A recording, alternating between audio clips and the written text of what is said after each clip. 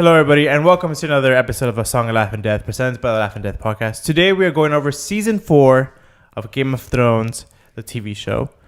We are not going to be spoiling anything past Season 4, but we are going to be spoiling Season 4 and seasons prior to this. So, if you haven't watched them, make sure you have. Come back and watch us, or just watch us and then watch them and then watch us and then, go back and forth, whatever. Also, if you like what you see, what you hear, make sure to subscribe to us on YouTube, youtube.com/lifeanddeath. Hit that bell for notifications whenever we put a new episode out. We're trying to put out an episode every week for every season, so catch us there. David? Awesome. So season 4 of Game of Thrones premiered on April 6, 2014. The season was adapted primarily the second half of A Storm of Swords, along with elements of Feast for Crows and A Dance with Dragons, which is 3 books overall. The show budget was approximately $85 to $90 million, and it was pretty much a little bit over $8 million per episode. Quick fun fact for you. The forging scene in Two Swords, episode 1, was inspired by the opening of 1982's film Conan the Barbarian. It was filmed in a 700-degree actual working forge, and the blacksmith who did the whole making of the sword was made by the prop master or weapons master Tommy Dunn, who designed every weapon featured in the show since the show began. Damn. I want to meet that man so bad. That is fucking I mean, his weapons, works of art. I wonder how much inspiration he draws from historical weapons, or maybe he just fuck it, I just want to make it look cool. He I think it's pretty both. much went from the book detail, and then he added his own flair to it. Yeah, dude, that's a lot of money. Especially in 2014, this was only on. Was it only on public television at the time? No, it was on HBO. HBO. Yeah. Okay. But still, think about it. How much money? Yeah. And how much each actor gets paid, and then oh my god. And you can noticeably notice the quality of filming this season than from the previous 3. You just really notice it with the character, the things the creatures they introduce, or how you see the dragons too, and how big they are. It looks. When you see it from season 1 to this one, it's fucking insane. Even the undead that come out, they're wow. So what were your overall impressions, Alex, as far as the season goes? It was a great season. It was a good season. It's not any other show where it's just it's not getting worse. It doesn't get worse. It just gets better, and it just keeps pulling you in. I think it's pulling me in to where I just have to. I want to pay attention to every single thing, because it is every detail counts. If you miss something, you're kind of oh, who the fuck is this guy? Or what are they talking about? What are they doing? But I loved it. And anything with a battle, I fucking love it. It was a good battle at the wall. For sure. I think the CGI got better, for sure. Oh, yeah. Because there were some parts, there's some parts where, I think we talked about the undead, coming out, and they seemed higher quality than the ones before. And other things like Lysa going through the moon door that looked kind of sketchy. But yeah, you're kind of solidifying who the major players are now. Yes, you have Cersei, we have Sansa, Jon Snow, Daenerys, but you're kind of solidifying who is who and what their purpose are. Yeah, because throughout the seasons, I feel with me at least, I've just wanted Cersei dead for the longest time, and she still hasn't fucking died. I'm just I'm tired of seeing her stupid bitch face. For real, it's pissing me off. Yeah, I remember we'll get into it a little bit later, but more specifically, I'm talking about Littlefinger. He was just in the background for the longest time, and now you kind of see his motivations. So this season, you see how well he survives. Mm-hmm. Yeah, a scared rat in a ship. And honestly, what I did this season, I rewatched it, of course, and I kind of took a step away from the books, because from season 4 on, I was a book snob. I was that's not how it happens in the books, all the time. This time I watched it just for the show, and I fucking loved it. The cinematography, the scene where they're fighting in Castle Black, it's towards the end. It does this 360 panorama, and you see every major character doing something like Tormund's Giant's Bane and all Ollie's shooting his arrow. It's such a great action scene, And you see it all happening like in those moments, and it's like, oh, it is cool. Now that you bring Harrington, it up, great acting this season. Tyrion, Peter Dinklage, fantastic. Yeah. Cersei, fantastic. Everybody was just like upgraded in this season. Arya also. Arya, my God. Arya learned how to act with her eyes in this season because her eyes say a lot. Yeah. Especially the last 2 or 3 episodes. Her eyes do all the talking. Oh, I would say that her eyebrows do all the talking. You know what? Yes. hey, her eyebrows were on fleek this season. All right. Yeah, I this is, as far as if I had to rank 1 through 4, this is my favorite season. Season 4 is where I fell in love with the series. I love season 1. 2 was okay. 3 was great. This is superb television. And as far as like what Manuel said with like the cinematography, the acting, the story, this season gave us something major in every single episode. Yep. And then the one episode where you're like, not too much happened. They end it with one of the biggest cliffhangers like ever, and like this is something that the book people didn't know about either, which I'm sure we'll get into. Yeah. Fantastic. Absolutely loved it. So how'd you want to do this, Manuel? Well, I kind of want to go episode by episode because there was something great every episode. There were some like funny parts, sarcastic parts, sad parts. So like for me, the heartbreaking of the beginning of the damn season was when they're destroying ice to make 2 swords. That's why episode 1's called 2 Swords. That's episode 1. But ice, that kick-ass, 4-foot bladed Valyrian steel sword is broken down into make 2 bitch swords. And this was Ned Stark's old house sword. House sword, yeah. Yes. Hilarious. Now there is one discrepancy from the book to the show. I'm just gonna get into that real quick. When Tywin says he had an armor from Volantis do it, well, they don't. The only armors in the book that can rework Valyrian steel is from the free city of Qohor. Nobody cares, but I just wanted to let you know. But the scary thing with that city, they worship a black goat and they sacrifice kids to it. Oh shit! So maybe that's why they know. But a few things with the episode guys. That's awesome. It's true, they do. Okay, Tywin wants Jaime to leave the King's Guard, right? Mm-hmm. So he's like, look, I got you a new sword for your fake ass hand. You know, you don't got to be King's Guard because you don't got to protect your son. I mean, the king. So you can just go home. You can become the king, the ruler of Casterly Rock, and get all its lands and titles and incomes. And he's like, fuck you, Dad. He didn't put it that delicately. No. He was like, you're worthless. You're a worthless left-handed fighter. Like, you're nothing. Says the Tywin fan, right? Says that, yeah, exactly. Like, he told, like, and that's why I love him, because he's like brutally honest. And like Jaime knows, like, but you don't have to fucking tell him, like, all the shit he's already been through. Yeah, you've lost everything. Your hand, you're not respectable anymore. You're the head of the King's Guard, but how are you going to defend the king with one hand? Yeah, and Jaime's just like, no, Dad, I want to fuck my sister. That's the whole reason. That's the whole reason. Yeah. Fuck. That's the whole reason. He wants some of that twin golden pussy. You know? It's like having sex with himself, but with a vagina. Yeah. That's perfect. And speaking of sex, guess who arrives to King's Landing? Prince Oberyn, everyone's favorite bisexual. Yeah. See, when we talked about it, because we first see the Dornish, or you were saying like, oh, how do you like him or whatever, and at first I was like, but he was a badass. He was a badass. I really liked him. He was cool. And besides the bisexuality, like whatever. But other than that, like, hey, dude, it's 2019. 2019 in yes, 2019 BC. No, I'm kidding. Yeah. But also, guys, he was so Mexican to me. I'm sorry, the way he acted, like, I will kill your parents. You son of a bitch. Well, he was more Spanish. No, he was a Spaniard. Yeah. I was telling my girl, I was like, I feel like I would be the Dornish guy. She's like, oh, you like to fuck guys now? And I was like, whoa. yes, but that's fucking funny. And I guess because he's in that Narcos show, so I kind of like, I was like, now I can see it. Pedro Pascal. He's also Chilean, but either way, he's Mexican Chilean or he's Peruvian. Chilean. He's Chilean. Okay. Yeah, Chilean. Yeah, but I just like his fucking accent. I fucking love it. But he reminded me of like those old Pancho Villa type of dudes. Like, I will kill your parents. But he had that thick accent. What was awesome about him? He fucking hates the Lannisters. That's why he'd rather stay in a brothel.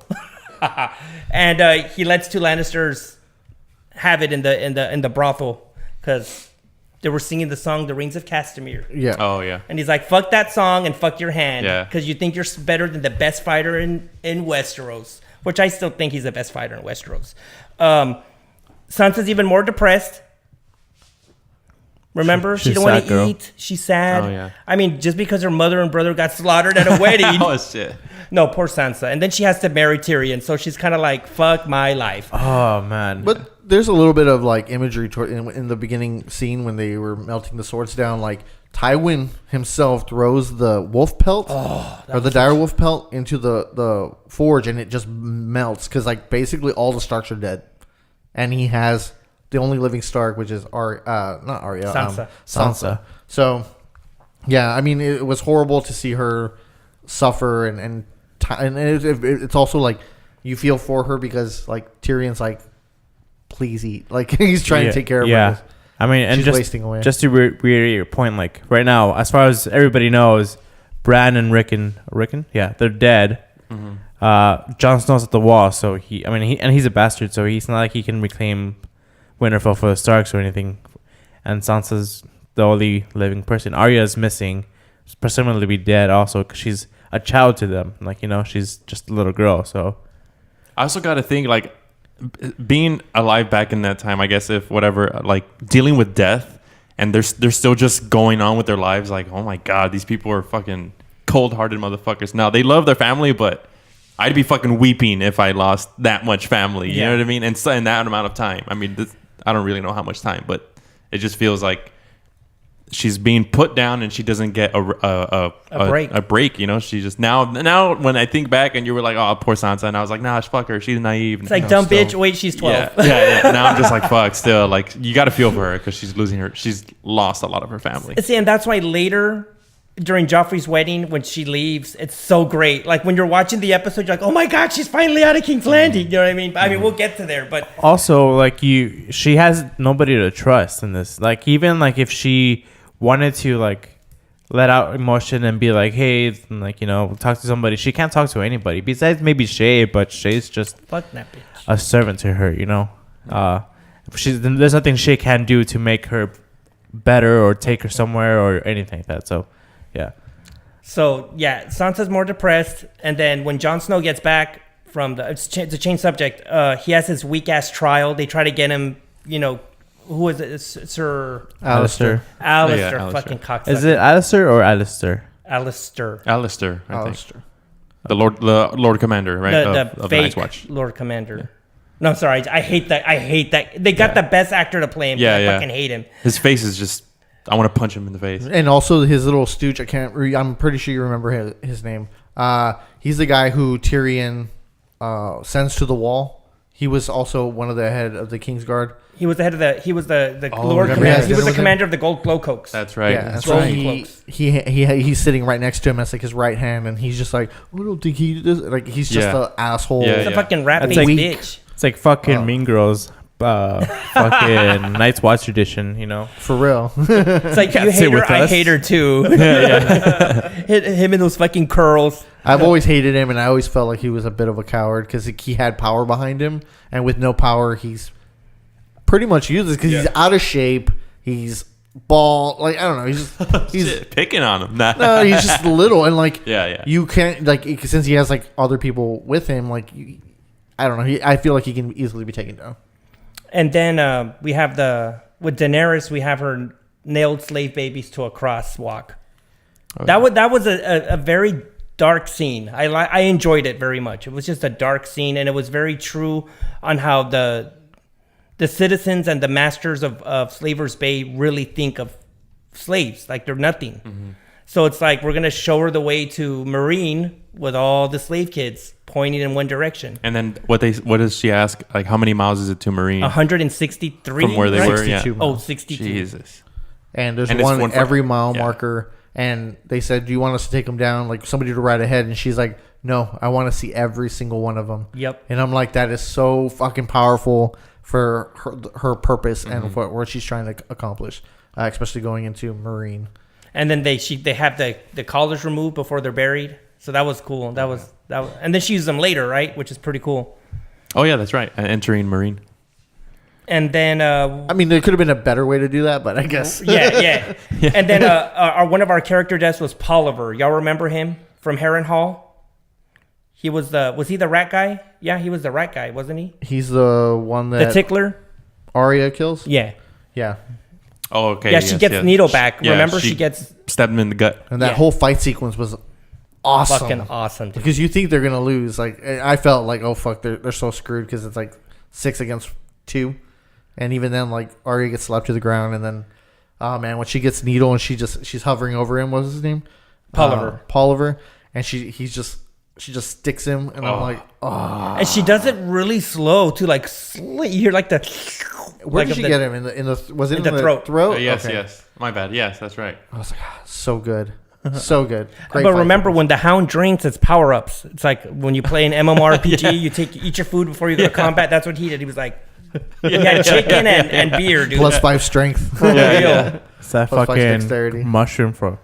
So I Mario. think for a first episode, it was great. Like it was, especially from the cliffhanger of episode 3, it was a good intro into episode 4. Season 4?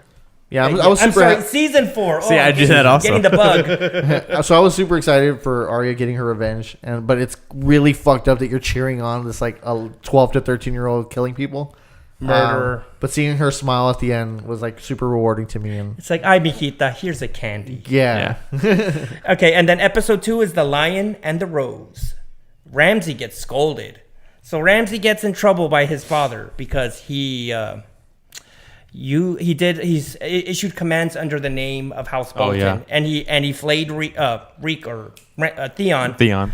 And at first, Ramsay hated that because he's like, "Why are you fucking with my gambling chip? Because I hold the North with no men, and all the Ironborn are against me."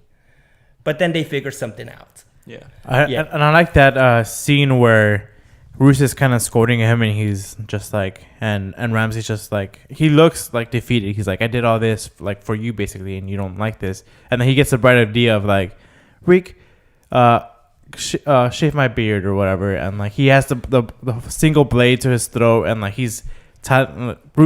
Ramsay's telling Reek is like, oh, you know, Rob's dead, right?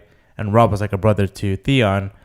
And he's like, he has every reason to kill Ramsay right there and then. But Reek is so broken and so just nothing He anymore. thinks about it though, but he has to be smart. His Yeah, hand he's just like- shakes.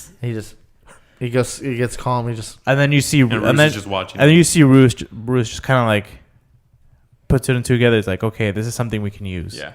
And then the secret comes out about the boys are alive. Yeah. The Stark In that same boys. moment, right? Yeah. So Because Roose still didn't know that. right. Everyone thinks the Stark line is extinguished except for Sansa, right? So he sends Locke. Remember the guy who cut off Jaime's hand to go after the boys. Oh, okay, yes. you see him like I've seen this season like 4 or 5 times, and I guess I always miss this one snippet, this 1 5-second clip, because I completely forgot. Me That too. Locke was at the wall, and when I see him there, I'm like, what the fuck is he doing there?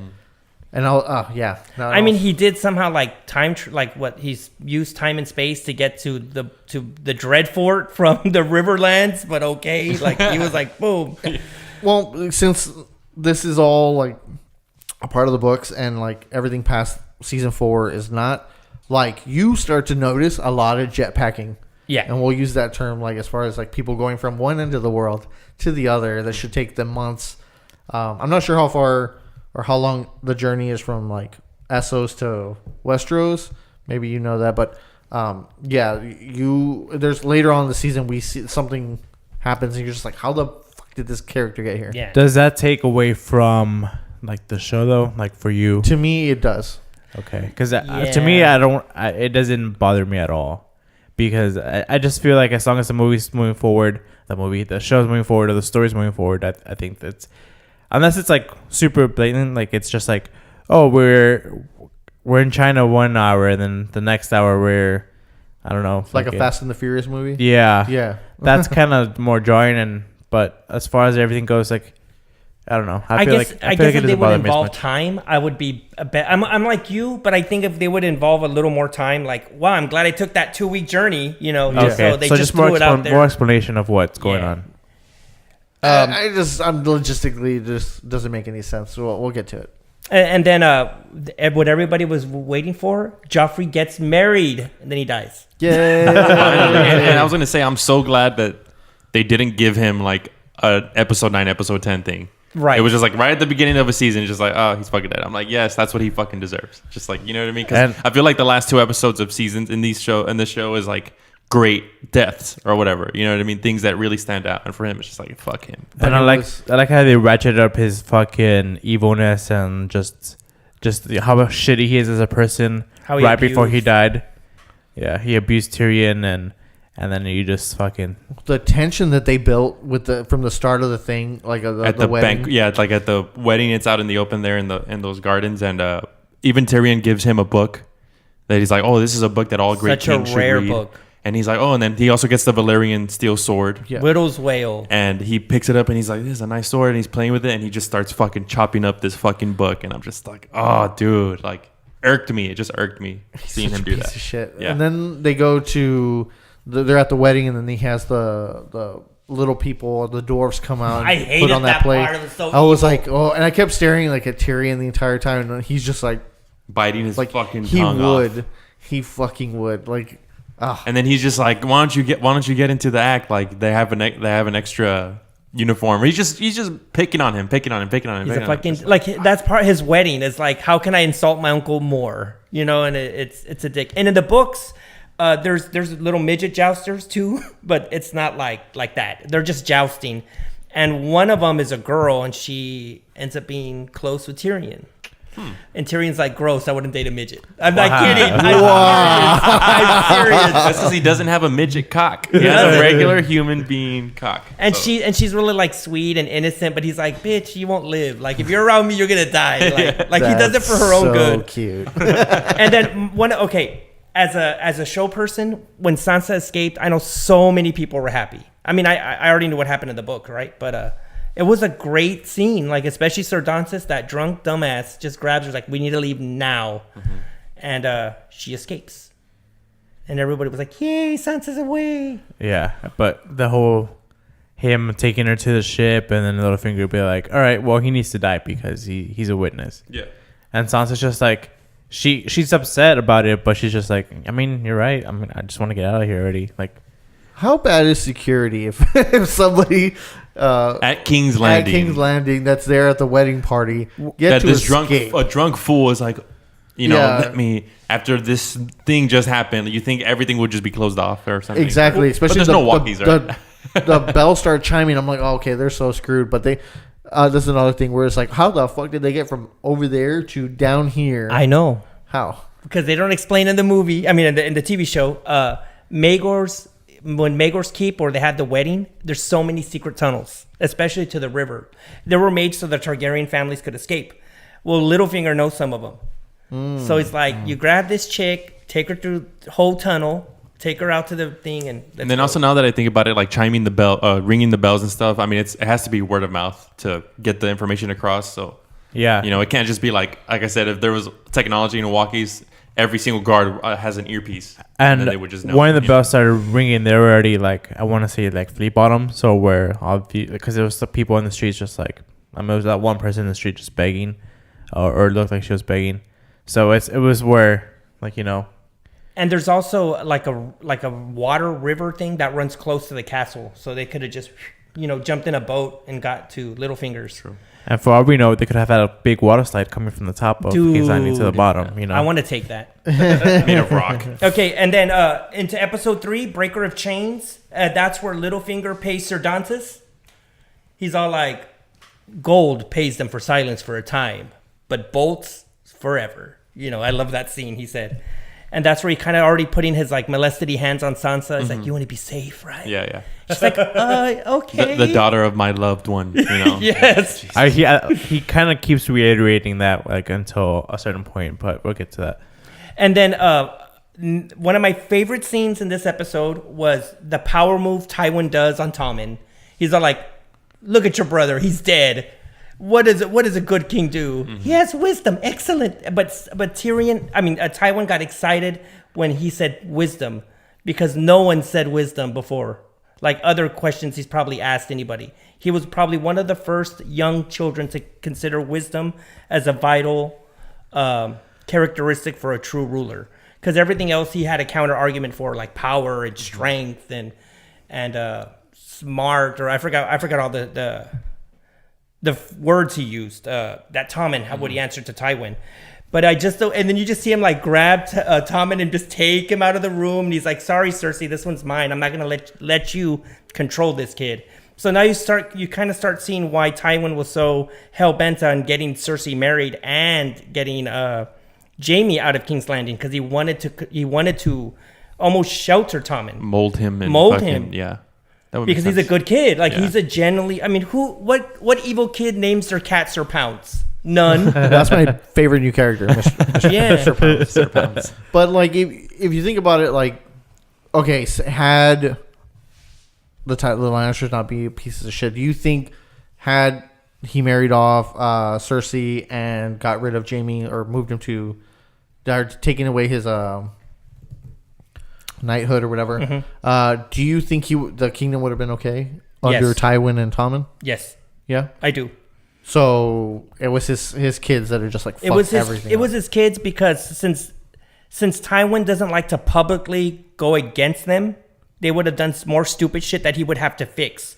If they're not around, he can just enact directly. That's true. And I still think he would have killed Varys and he would have killed Littlefinger. If Tywin was with Tommen, he would have got rid of everybody. He won't kill his children. Mm-hmm. And I think we get like a legacy. kind of like a preview of that, or like a understanding of that when, and I know this is later in the season, but when Arya and the Hound meet those the farm guy and his daughter, and he says kind of like, back then it was hard, but now it's hard and fearful because we have robbers going around the city. I mean, around the countryside. So it's under Joffrey's rule, kind of things went to shit, like even more shit than they were under Robert Baratheon. That's his episode. You're right. Yep. And can we talk about like Joffrey's little funeral thing where Cersei and Tommen in there, and then Tywin comes in and he's just like, "Hey, Tommen, you're gonna be new king. Let's talk about your kinghood." Like, and like you said, like he was just, and then Cersei's like, "This is not a place for this," and he's just like, "It is, because he's gonna be king." And then fucking, that's a pretty good inspiration, right? No, there. that's why he did it. Like, look at your dead. dead ass brother, because he was a son of a bitch. And then Jaime comes in and sends everybody else in the crypt out, or the sept out, and then he fucking rapes her basically, like in front of her fucking dead child. Yeah. And I'm sorry, man, but if you can't fight off a one-handed man, I mean, come on. I think the showrunners did a mistake, because in the book she lets him. Like, she's like, "No, Jaime, yes." She gets all into it. well, okay. She said, I'm saying he kind of basically rapes her because she's saying no, but yeah. her body language is just still kissing him back, and of course, like no means no. We know this, but just like the way that it was so, it looked like contrasted. a rape scene. Yeah, it was very rapey. And I think they forgot to mention, because the show got a lot of flack for that scene, tons of flack. And in the books, they had to point it out. Well, in the book, she agreed. We thought it was like, you could tell she wanted it, but it's her dead kid. Yeah, which was fucking hilarious to me. That was like, awesome. And then after that, we go to Dragonstone. And Stannis is depressing as fuck. He's like, "I got no army. I got no boats. I got no people. I can't grow any food. It's all your fault, Sir Davos the Onion Knight, because if I'm failing, so are you." So then he comes up with an idea. Let's go to the Iron Bank in Bravos. I know some bankers. So that's important setup, because Stannis is important at the end of the season.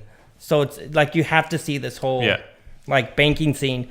And then Sam is nervous about Jilly. So he's like, "Get your ass to Motown." and that's because he didn't want her to be in the Castle Black with all these men, horny ass, no having sex men, and the only woman that's there is Gilly. And Before they even get to the scene, they're going through with all the new recruits. Are like rapist, rapist, murder, and rapist. No, I like to say raper. Raper. They say that raper. I like rapist better, but they say the phrase raper. That's great. And then, and remember those chains she cut off all those kids? Daenerys, yeah. remember? Uh-huh. Well, she shoots them back at Marine. Here you go, motherfuckers. She helps incite the slave revolt. Before that, I like that fucking scene of she is like, do I have a champion? And was it Dario? Oh, the champion. He's just like, oh, I'll be your champion. And the other guy is just in a horse, and he fucking gets off the horse and shows off and pisses in front of her. Pisses their direction. Yeah. And then Dario is just like, all right, I'm ready. And isn't he sitting? No, he's Dario standing. at first. Doesn't he sit at first? No, I think he's standing, and No, then he's standing. and You're thinking of the beginning of the season where he's sitting with Grey Worm. They're doing that sword thing. Oh, okay. Because I thought he sits there in front of him as he's pissing, and he's running on his fucking horse, and then he gets up and he. No, he's standing there, and then Daenerys is like, "What are you doing? Like, don't you need a horse?" He's like, "No, horses are dumb." And like, guys are running at him with the horse, just kills a horse. That guy falls off, Hits the horse in the eye. In the right. Guy falls off. He just fucking kills him real quick, and then takes out his dick and fucking pisses. Yeah. And everybody's just like, everybody in Marina's just like, oh shit. And then that's when she shuns the chains over, and that's what starts the revolt, because the slaves say that the slaves see on broken chains. Yeah, you know? yeah. So I want to know how many people died from that right there, even though it wasn't a form of like. Exactly. That's what I'm saying. They It was could massive barrels. I know, dude. I know. Which one of them just hit a crowd of fucking slaves? full of Yeah. steel See something buckles. That was the dumbest thing you could have done. It was like, oh yes, here you've just been adopted, and just smash, Boom. dead. Yeah, that's funny. And in the book, the champion isn't Dario Naharis. It's Strong Belwas, which he does not make it to the show. It's a shame. He's one of my favorite characters. He's a big eunuch. He's like a big fat eunuch. And he has like a weird voice, and he has scars all over his big fat belly because he lets a guy cut him before he kills them. Jesus. He's never died. And he shows up with Sir Barristan Selmy earlier. And he's my favorite. Like, he's Daenerys' like punching bag. Like, every time the book is a little serious, he'll come up and say something stupid like, I like liver and onions. And you're just like, okay. So he's like the comic relief, but Kinda. also like the fucking warrior. Yes. And then from that episode, we get into Oathkeeper. And one of the first things that I really liked was when Lady Olenna was talking to Marjorie. And she's just kind of like, well, the king had to die, and I had to take certain measures, but a pity, truly a pity. And but you need to put your Mac on Tommen. She basically tells Marjorie, like, you need to get that kid, get her away from Cersei. And she's like, I was good. Oh, She talks about yes. the Targaryen. She's like, she just went into his chambers, and Because it was her shit out of him. sister's. He was with her sister, right? Is what she Yes, says, Olenna. yes. Yeah, and then she just like, I wanted him for me, and I remember And that. I was like, she was promised good to for you. Maester Aemon's brother. Holy shit! Oh shit! small world. Yeah, that's awesome. And I like the way she was like, I was all the rage back then. Yeah. No, Targaryens were all the rage back Oh then. yeah. That's so cool. It's like fucking discotheque and shit. It was all the rage back then. That's hot. And then we have another fucking flip out scene with Cersei and Tywin, how she's like, Tyrion's guilty for everything. It doesn't matter. He needs to die. I love my kids. Blah, blah, blah. Sorry, I'm tired of Cersei crying and pissed at her kids. They're about her kids all the time. and then she's wrongfully evil. also. And wrongfully. Wrongfully. But I think that kind of was her whole motivation this season, was her kids, like especially with Joffrey dying and Marcella being shipped off to Dorne. Was it this past season or this season? Past season, yeah. Past season. So she's slowly losing all her kids, and Tom is the only one she has, and she knows that Marjorie is gonna come in and like basically take him away. Yeah, and that's what she accuses Tywin, that her and Marjorie are going to rip him apart fighting over him. And it's kind of, she was a little wise, like Tommen said. She would know, look, if he's safe with anybody, it's with my dad. You know, if Tywin Lannister is looking over you, you're going to live some way, shape, or form. I mean, you know, that's the theory. And then also the fact that she just wants all the kids around her to think she can protect them. Anyone she tries to protect dies. Like Cersei. That's why Tywin says, "You're not as smart as you think you are. Like you're ruled by your passions, not by your logic." So that's why I'm tired of Cersei. Like in the books, I like her because she's such a bitch, and you hear what she thinks, and she's always drinking. So it's like, look at that whore walking right there. Like everybody, she just fucking hates everybody.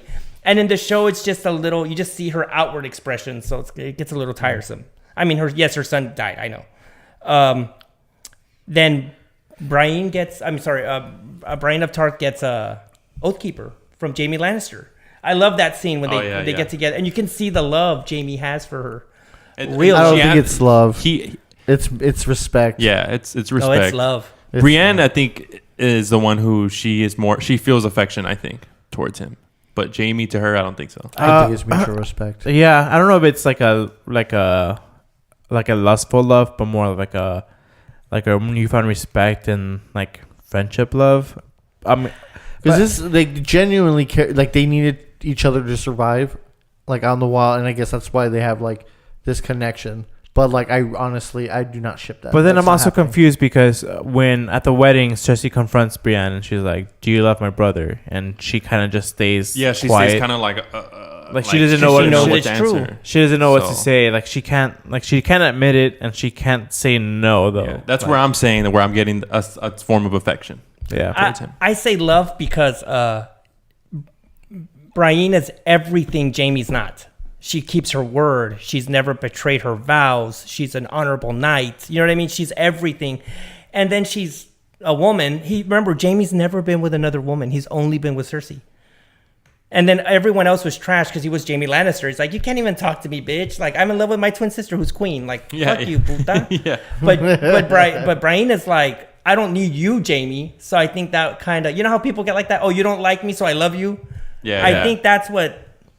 In the books, we don't know because it's already at the stopping point between them. So I don't know what happens. But I think there's in that same scene as she's leaving, Jaime gives her the sword, but doesn't he ask her what's a good name for it? Yeah, he's like, what do you? All good swords have a good name. Yeah, Oathkeeper. I loved it. It's a badass sword too. Yeah. All the engraving, all the detail on it. Lannister gold all over it. And then she gets the squire of Podrick. Poor Podrick. Love him. He's only good just at smiling. sex. Yeah. He's just a little. He's just a little. She's such a bitch with him, dude. Yeah. Yeah, but I think it's what makes that relationship so good. Yeah. Later on. Yeah. Like as far as like the series is famous for duos, like I love Brienne and Podrick. I love the Hound and Arya. Just seeing Bronn those and two Jaime. together. Bronn and Jaime is great as well. Yeah. And Bronn and Tyrion. Yeah. And in the first episode, in the third episode, which is the one we're on, like you genuinely see like the love that Tyrion and Jaime have for each other. Yes. Like he knows that Tyrion's gone. Jaime knows that Tyrion's gone through a lot of shit, and so you see when they finally get to relate to each other. But they're still throwing their quick jabs like brothers would do. Yeah. But like they know, like, and then Jaime also I think Jaime understands. Yeah, he's his little brother, but all the shit he's been through his entire life for being born the way he was and all that. He knows stuff. firsthand. He's like, dude, like I feel for you, and you're my brother. Yeah. I still think George R.R. Martin got the inspiration for Jaime Lannister and Tyrion from the movie Twins with Arnold Schwarzenegger and Danny DeVito. I was about to make a joke about that. Because it's like when the doctor tells Arnold Schwarzenegger, it's like you were all the perfection, and he looks at Danny DeVito, and you were all that was left. Yeah. Oh, that's fucking awesome. I didn't even make that. No, I mean, it just happened. I'm like, oh my god, this is Twins. And then this later we kind of get the big hint from Lady Olenna with Olenna with Marjorie about the necklace. Mm-hmm. And she's all like, oh, well, a pity. And it just stays kind of unsaid. And Marjorie is also, what she's did like, you do? Yeah. She's like, nothing. Yeah. I gotta go. She protected her. Yeah.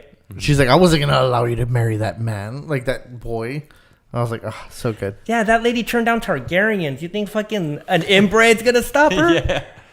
And then one of the final things is now it's time to crucify the Masters. So Daenerys has the Masters crucified. The Masters, 162 Masters crucified. Fucked up. 162, is that for the... For each child is a Master. Shit. And I kind of have to pull a David. I was not impressed with Daenerys this season. Because I cut out the book in my mind. So I'm just kind of like, nope. Especially with fake Dario Naharis. Nope. I love Daenerys this season. I shit you not, dude. I fucking loved it. What the fuck? Like, I know. because last season was like, this is fucking stupid. But they actually put like consequence to this. Like the farmer comes up and says, "Look, they killed my goats.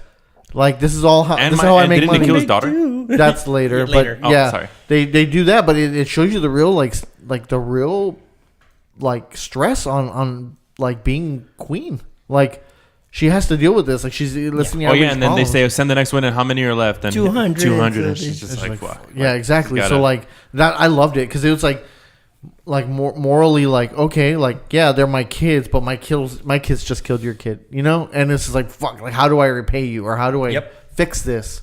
That was a big thing, and that's what I loved about Daenerys' storyline this season. Now I'm like, I'm all son of a bitch over here. I'm like, what? I thought it was cool. So moving north of the wall, Jon Snow and the new recruits he's showing all the new recruits how to fight. And who do we see? We see Locke amongst them. And this was like a big what the fuck moment. I'm like, what the hell is he doing there? But then I forget that in the previous episode that they talk about how Bran and Rickon are still alive, how Theon didn't get to kill them and burn him or whatever. That he lied about that. So I was like, oh man, he's undercover. And I'm like, he's willing to take the black and just to go in there to get close to Jon Snow because he knows that the boys are going north, and what other reason do they need to go north? Because he doesn't know that Bran is. Is he gonna take the black, or is he just gonna go there until like they show up? Assume And then he takes the black because when they ask for volunteers, he says, "I'm down. I'll go and I'll take the black now." And John's like, "Yeah, you're a recruit. You can't." And he's like, "Well, I'll take the black." And he goes and takes the black. Yeah, but I don't know if it says in the book he's like a combination of two characters. Locke is. Because the guy who chops off Jaime's hand is a Qohor. He's from Qohor. So is he a foreigner too? I don't remember if Locke is a foreigner. No, he's a Westerosi. Yeah, he's a Westerosi. Because I'm saying if he took the black, it wouldn't matter. He could just leave and be like, "F you, I'm from Essos." Yeah, but I mean, I don't think they care too much about fucking like tradition and honor. Oh, I mean, why he wouldn't feel so bound to taking the black? You know what I mean? He'd be like, "I don't give a fuck. I'm not from here." Well, but, I mean, even now, I think Locke would have been like, "Oh, I went to go do a spy job. I don't like," and Roose would be like, "All right, you're forgiven." Also, Roose is Warden of the North. Yeah, that's what I'm saying. Like he could say his pardon him or whatever. Yeah, like Trump was gonna do to Manafort. I'm just oh, it all became way too real. Well, also Sir Alistair Thorne, the asshole Lord Commander, and Janos Slynt, who was that member of the Kingsguard that we were talking about earlier. Janos informs Alistair about the whole thing with Jon Snow. Like, you need to get rid of him, so let's send him to go do like a suicide mission. Fucking Slynt. North of the wall. Before they do the election for the Lord Commander, because he obviously this is where they're going to Craster's Keep, right? Yeah. To go So the free, or what are they called? The rebels?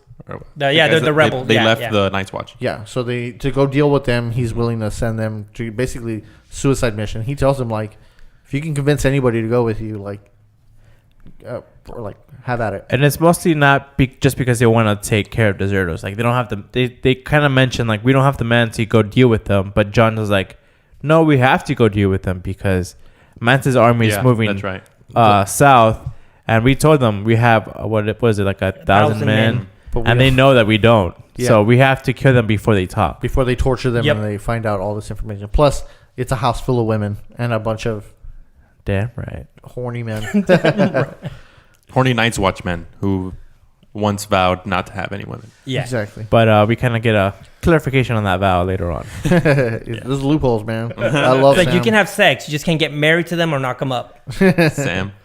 So also the last of Craster's sons is left in the woods, and they just leave him. I can't remember his name, but they send him out there.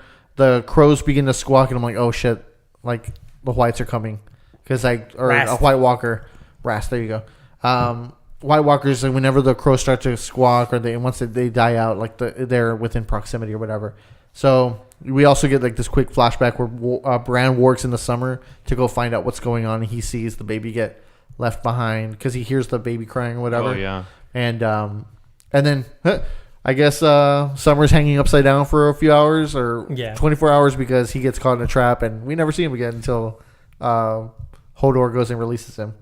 And then the big thing that happens in the north is when the White Walker walks to picks up the baby and he takes him north. And I don't know where the hell this is at. I guess this is like the North Pole. It's like the North Pole.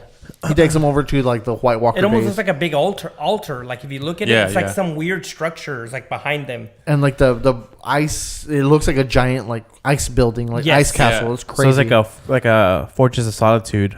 Exactly. Yeah.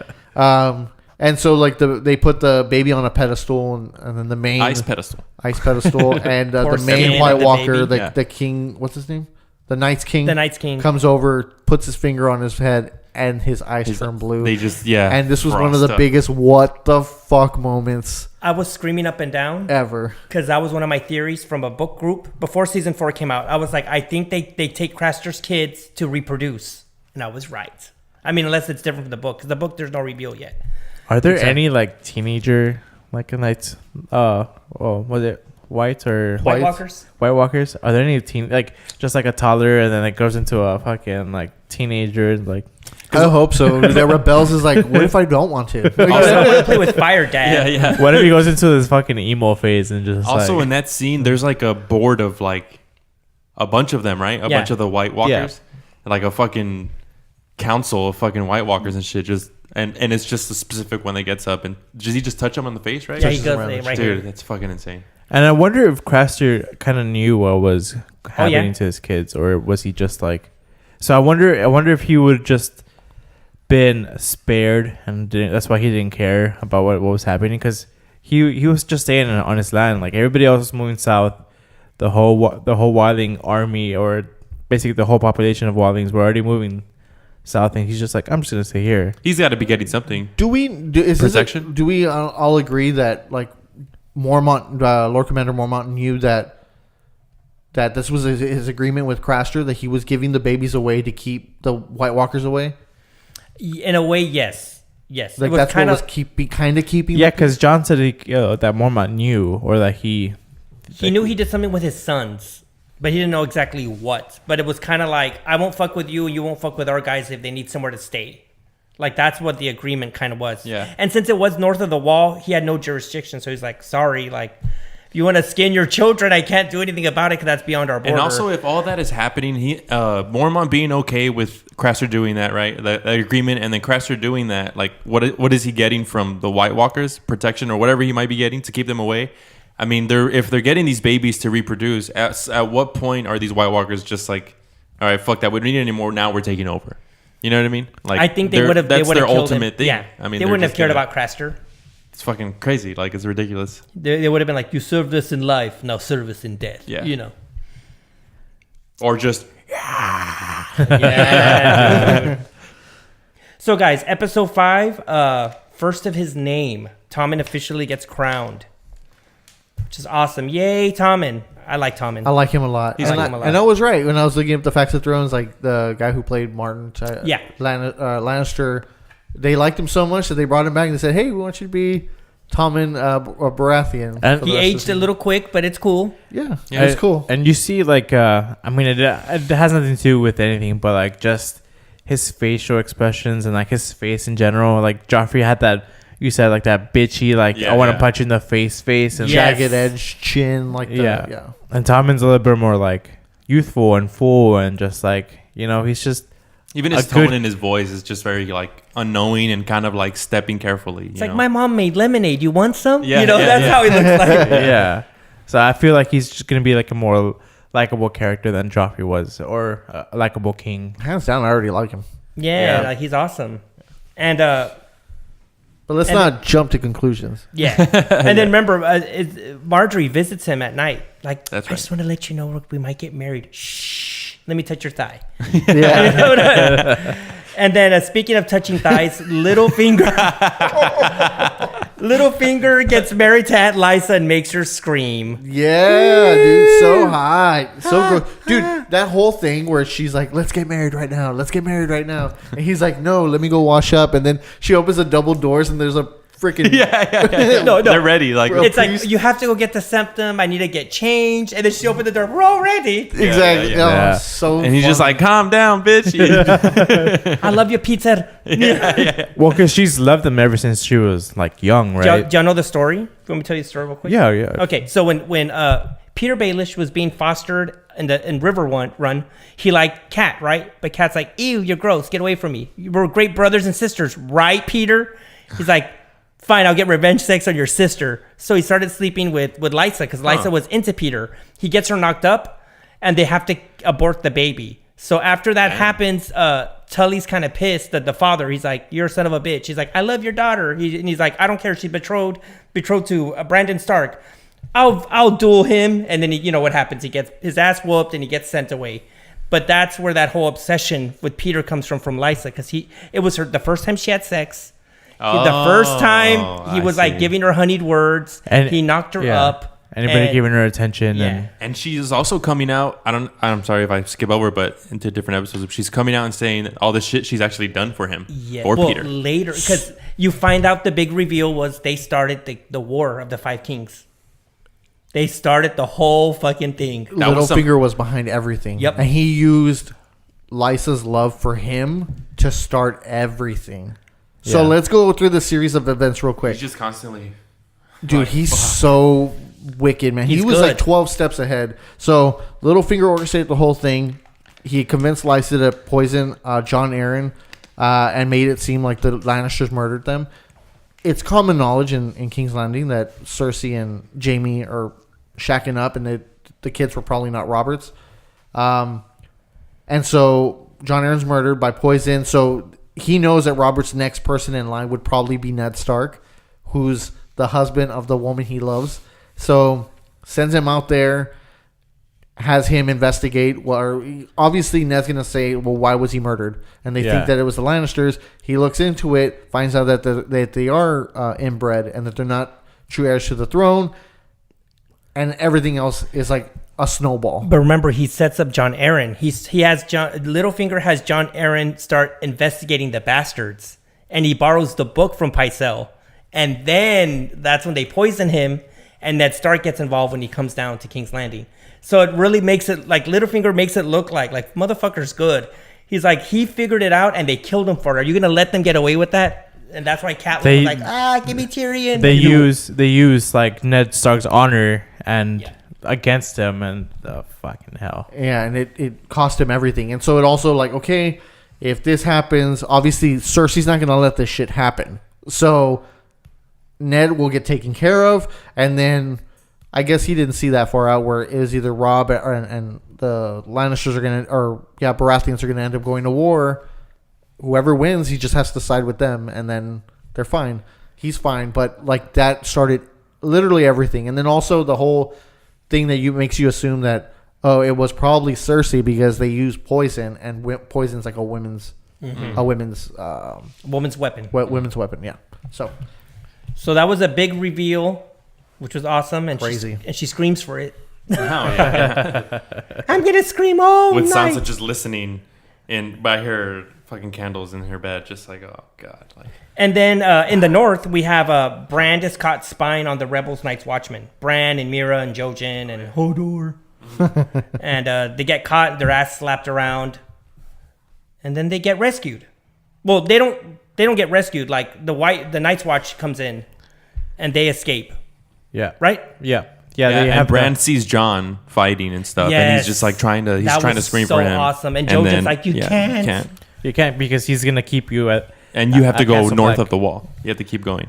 But we have the Locke's death where I like when Locke was just like, all right, I'll go scout out the camp or the camp there, and then he finds Bran and Rickon and all of them in that little hut, and he's just like, hey, let's avoid this little hut because they have like hounds in there, and they smell us, they're gonna alert everybody before we even get close. So he's just like, okay.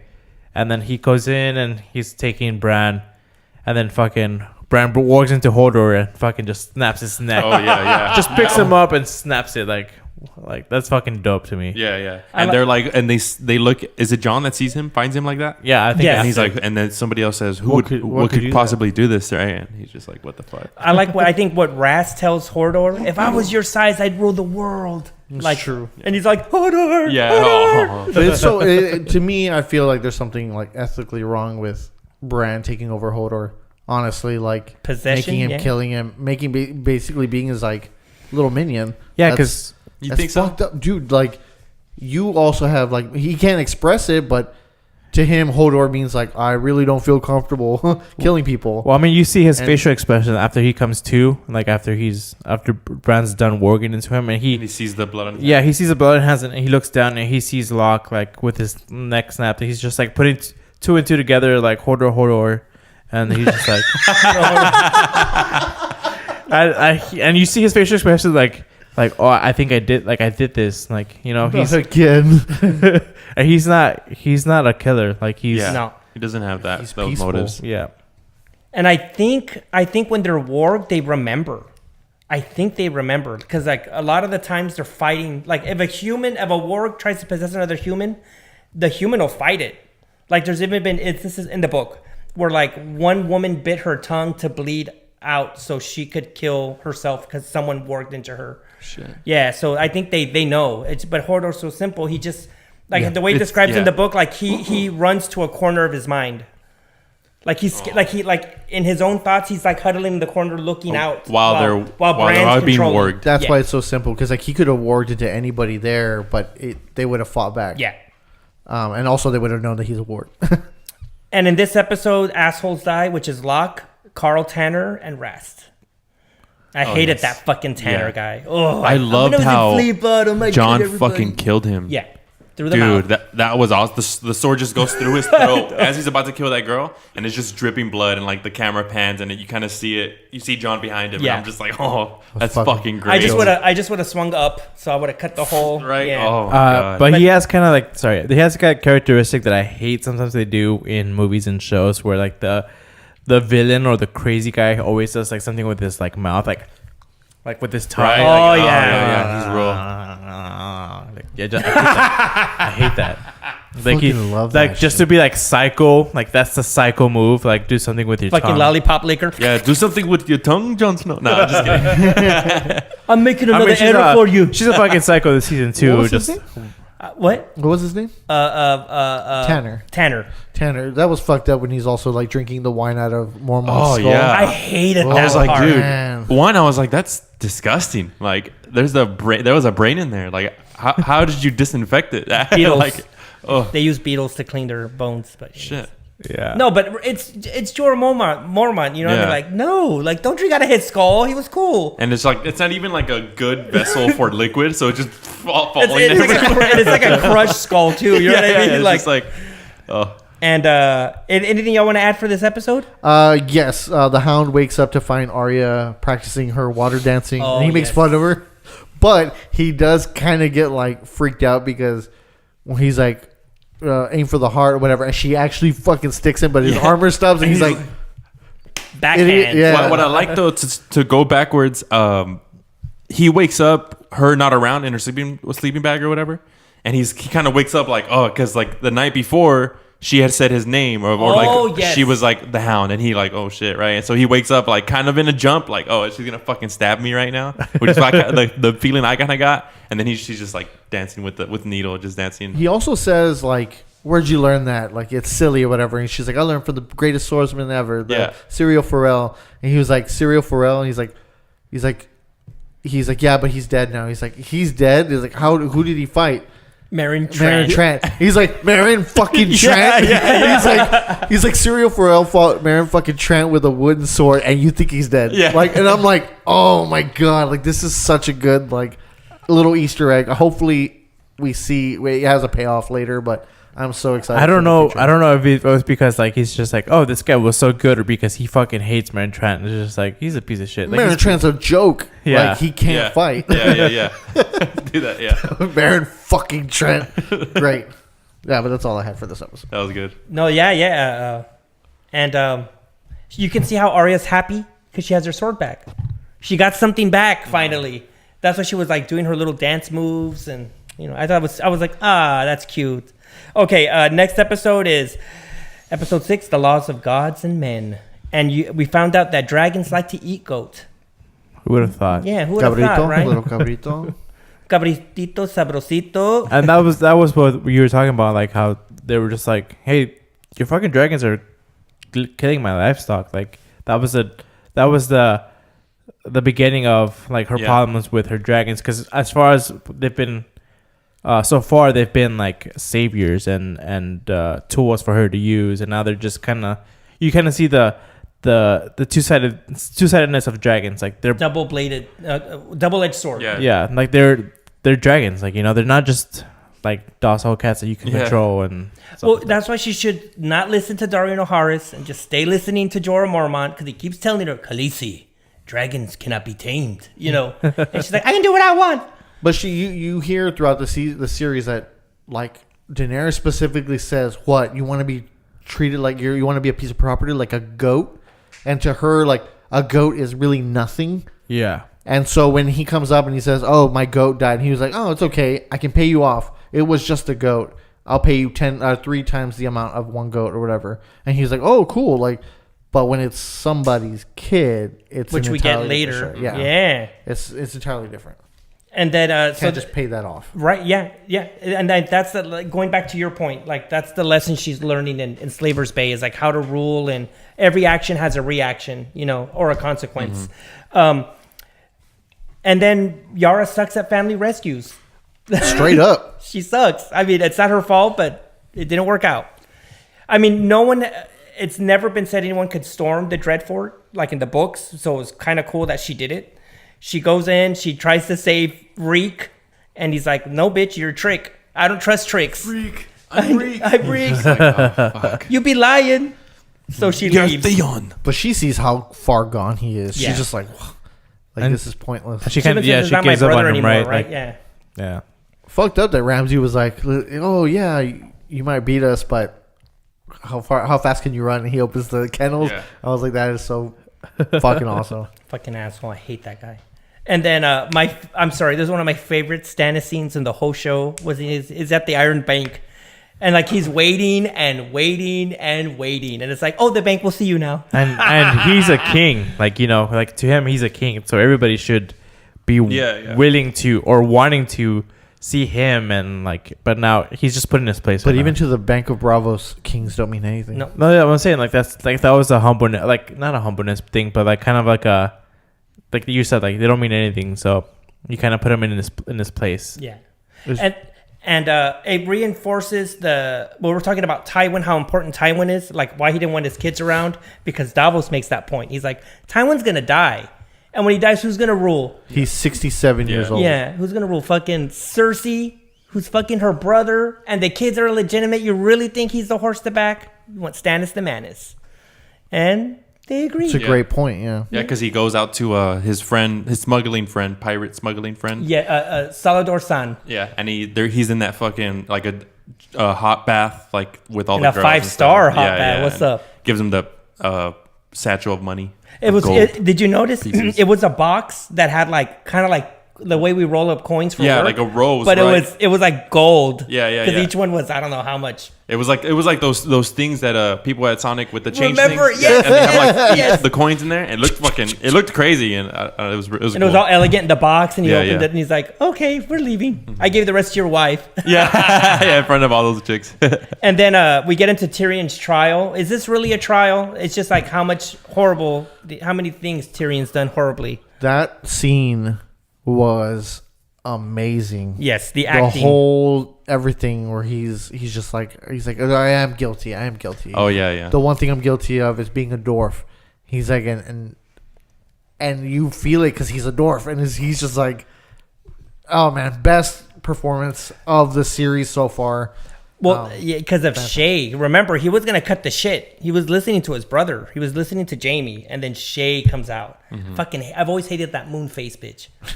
Always. Now with all this happening in this season, before I liked her, and now I'm just like, I understand now. She never loved him. She's a fucking bitch.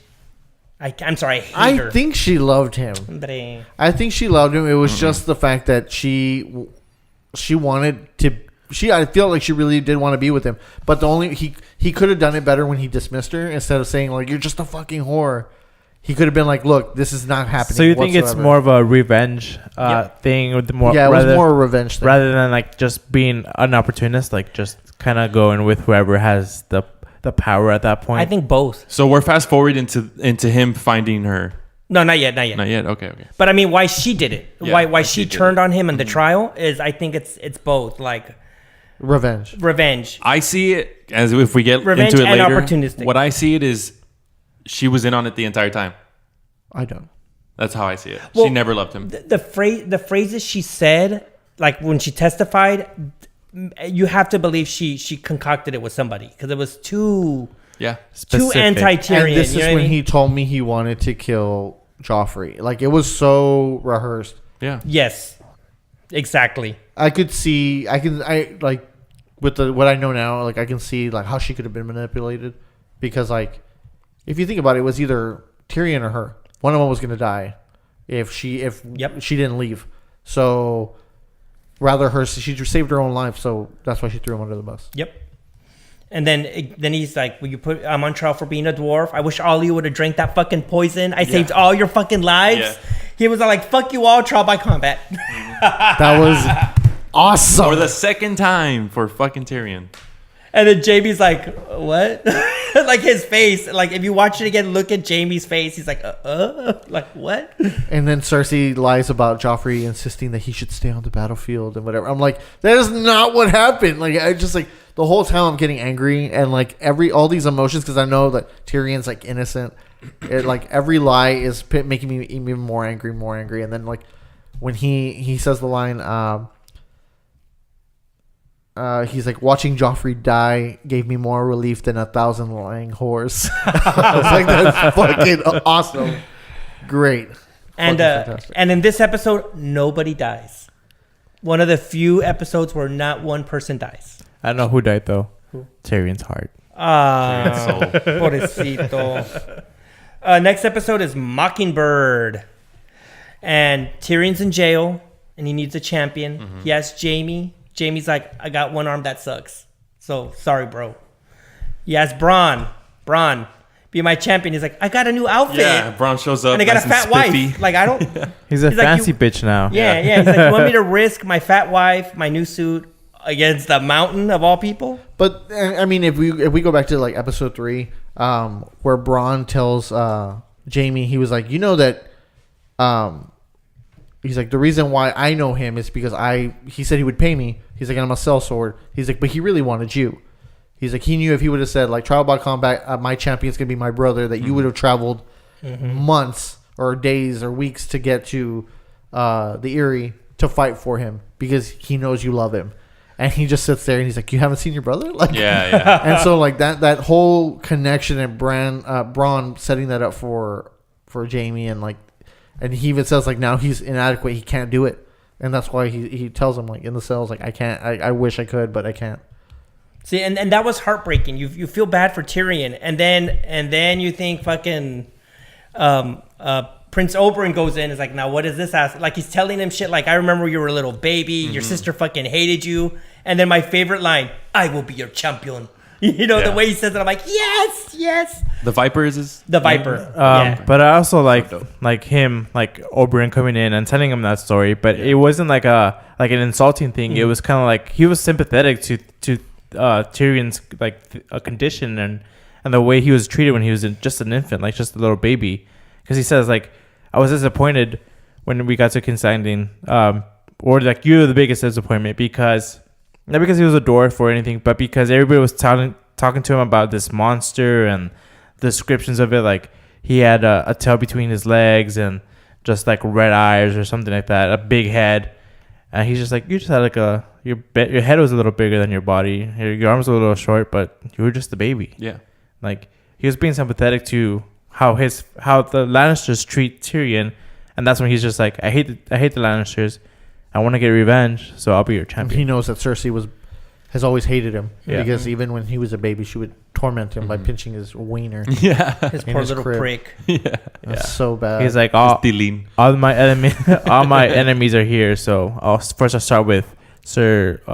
What is it? Gregor. So they also talk about how who's gonna be Cersei's champion, and they show the fucking the mountain. mountain, and he's ridiculously tall. And so in that fight sequence, a little fun facts of Thrones for you. The mountain, the actor who portrays the mountain, I'm not even gonna attempt to butcher his name. He is 6'9", and the sword that he was wielding is 64 inches. So what is that? Like 6 feet? Yeah, that's a claymore. It's a 6 foot sword. It's like ice. Oh my god. Fucking One-handed. insane. One hand. Yeah, he's wielding it like one handed. The guy's a massive dude, and so yeah. And he's almost the same age as Jojen. 25, yeah. 24, 25. What the fuck? So the big discrepancy with that was the Hound and him are brothers. He's the older brother of the Hound, but he was like half his age in the show. Oh. Yeah. That's so weird. Yeah. But yeah, I'm just saying that I just love the way him and Jojen are like the same age, and when you see them next to each other, it's like Tom and Jerry, like the cat and the mouse. You know what I mean? And yeah, so he got his champion, and then Arya and I'm sorry, not Arya. Brienne of Tarth and Podrick go to that inn, the inn everybody meets at, and they meet Hot Pie. Yeah, okay, so this inn, dude, is on the King's Road, and this inn has to be like the Buc-ee's. In Texas, because like everybody's stopping at this motherfucker. Like everybody, they got the best bathrooms. You can get some It's snacks. clean all the time. They got that Good jerky. They got good gravy for their pies. They have They got the feather beds, you know. But that was one of my favorite scenes. It was like, And Hot Pie just being like, I love Hot Pie. he's like, hey, that's it. This is a good pie. He's just like, Hey, sits down. It's like, down. "Okay, the secret about pies is. And they're just staring at him and like, really? And then Arya's name comes up. Mm-hmm. Yeah. So that's when Brian's like, she gets hope again. Like, hey, I can save another Stark daughter that wasn't kidnapped during the wedding. You know. So yeah, we talk about that, and I like when they're. That's all the information he provides, because he was like, oh yeah, we were over at can't remember the place now. Harrenhal with Gendry, yes. And he's like, and then she was Tywin's like cupbearer, and we escaped again, and we came here, and I just stayed here, and she went off heading north, and that's when I think he says like, we were captured by the Lannisters and we escaped, and then we were captured by the Brotherhood and we escaped, and they sold me to this inn or whatever, and then she escaped. She's like, yeah, I think she's heading north towards to Winterfell. I think she didn't know about Bran and at this point no. So then Podrick was just like, well, they took Winterfell, so the next place she'll be will be Riverrun with her Aunt Lysa, because she's the only one with money right now. And we find out that, or they find out that Arya is with the Hound at this point. Yeah. But yeah. And then he gives her a little direwolf bread for Arya. A better one. A better one. He's like, I made her one last time, but this one's better. She liked the other one. It's like, where did you say she was going again? Well, he's like, the short version. The short version. Yeah, so good. And then this slipped my mind. When did the Hound get into a fight? He runs into Biter. Remember, they run into Biter and Rorge, the guys that were captured. Does his name really Biter? Because that's what he does too. No. Well, in the book, it's Biter and Rorge. But I don't think they say his name, but Biter bites in that episode. Well, because the Arya and the Hound come across that dying man in that little village. And that whole scene was so weird to me, because it was just so philosophical. Like he's just like sitting there with this fucking stab wound, and I was like, who are you? It's like, I'm Arya Stark. It's like, oh, and who? And your father? It's like, no, I'm her captor. I'm taking her to her aunt's to trade for gold or whatever. Oh, that's fair. A trade for a trade. Like, you know, he's just like, and then they kill him, and after they kill him, that's when Biter comes behind That's the right, Hound. randomly, right? Yeah, and like bites him in the neck, and he kind of just snaps his neck, turns around and sees the other guy. What was the guy's name? Rorge. Just standing there, is like, oh, there's a bounty on your head. He's like, and you really think you're gonna get this bounty? Like, you're not gonna kill me. And then that's when Arya remembers that he is the one in that cell with. And then he's like, Jaqen H'ghar. Yeah, she's like, you said you were gonna fuck me bloody with a stick, and then she just fucking stabs him in the heart. He teaches her where the heart's at the man to always aim at the I heart. fucking love the Hound. The Hound's The cool. character, like the actor too, I fucking love him. Yeah, but it's funny how he's just like, and you guys are like, what? And dies. Yeah, so good. Loved it. And then Dario wants some action. Dario Naharis wants some action with Daenerys. He climbs up to her room. Dude, security again. Come on, real. guys. Come on. Jesus. And what was the major thing there besides her like them flirting? She's gonna send him to another place. I forget the name of the place. Back to Astapor, I think. Yeah. But yeah, his thing was just like, I do two things well: war and women. And then Yeah, I'm just not into Dario Naharis. and she's like, all right, do what you do well. She pours herself a glass of wine. She's like, all right, take off your clothes. I'm like, yeah, cheese factor, whatever. And then Sansa wants to build snow castles all innocently. It's with her cousin, That's right. and he's like, I'm a big giant. And he I think kills that the castle. I think there was a reminder of her still being a child. Like, Yeah. she walks out and she sees the snow, and I think it's been a while since she's seen snow because that's how she's known for her life. And then King's Landing, there's no snow there, and she starts building the little Winterfell castle out of snow, and then fucking Robin comes out. It's just like, what is that? It's like, my home, because I don't think they know at this point that she's Sansa Stark, right? Oh, they do. Yeah. Okay. Yeah. Once they close the gates, they're like, now you won't, but don't address me as this, and Right. unless it's just us in close quarters. Yeah, and he's like, "Where's the moon door?" And then he's like, "Well, we don't have a moon door." And Have you watched people fly? And that's why how he destroys the thing. Like, he tries to like make a moon door, and he knocks down one of the buildings, and Sansa's like, "You ruined it," and they start arguing, And she Like a slaps him, right? child. yeah. And And then you said also, that's her cousin, but they also are planning for Them to be married? them to be married. So fucking No, dude, Littlefinger's plan in the book, oh, it's beautiful. They don't know she's Sansa, right? They just know her as Elaine. So he's like, look, we're gonna kill Robin. Then some other guy from the Ares gonna take it. When he takes it, we're gonna already plan your wedding with, I forgot his name, some Royce. We're gonna plan your marriage to this Royce guy. And as soon as you're about to get married, we're gonna pull out the Stark cloak and declare you Lady Stark. So you'll own the Eyrie and the North, and I'll be your Lord Protector. So fucking Littlefinger's planning to carve out a country with Sansa in the books. Oh no, it's so good. It's so good. But and then remember, this is when Littlefinger like kisses Sansa. Yeah, and that's in where the garden. and Lysa's fucking watching. I knew you wanted Yeah. him. And it's even worse when like That kiss. I'm sorry, I did not like that kiss. Well, no, neither Oh, did I, gross. because Dude, of she's 14 years well, old. right before, like he tells her like, "I love your mother" or whatever. It's like, you look just like her, and then he's like, "But you look more beautiful than she ever was," and that's when he kisses her. Like, and then he said, but I think he says like, "In a better world with justice," and I don't know what else he says. Like, you could have been my daughter. Uh-huh. And then he I'm fucking like, kisses that's I some threw up in my Trump mouth. shit, dude. That's, so That's some Donald That Trump was shit. very That's Trump so kissing his gross. daughter. Oh. And then Lysa flips out, and then I love that what he tells her. There's only one Tully daughter I've always loved. Your sister. Boom. yeah. Wow. Fly, bitch. That was awesome. That's great. I was happy with that. That's what she deserved too, because I didn't like her. She's she's caused the deaths of millions. And and again, like I said, the people that died this episode were Biter, Rorsch, and Lysa Arryn. Episode 8, The Mountain and the Viper, one of my favorite episodes. The wildlings attack Mole's town, and it's being led by Kiss by Fire. What's her name again? Ygritte. Redhead, Ygritte, And and Giantsbane, yeah, Tommen. And then that's where Theon also gets dressed up like they dress up Theon like an Ironborn to take Moat Cailin. That's right. And the guys trust them. He's like, I'm your prince. But he says it with like no strength. I'm Ironborn. I'm your prince. Like with sin ganas.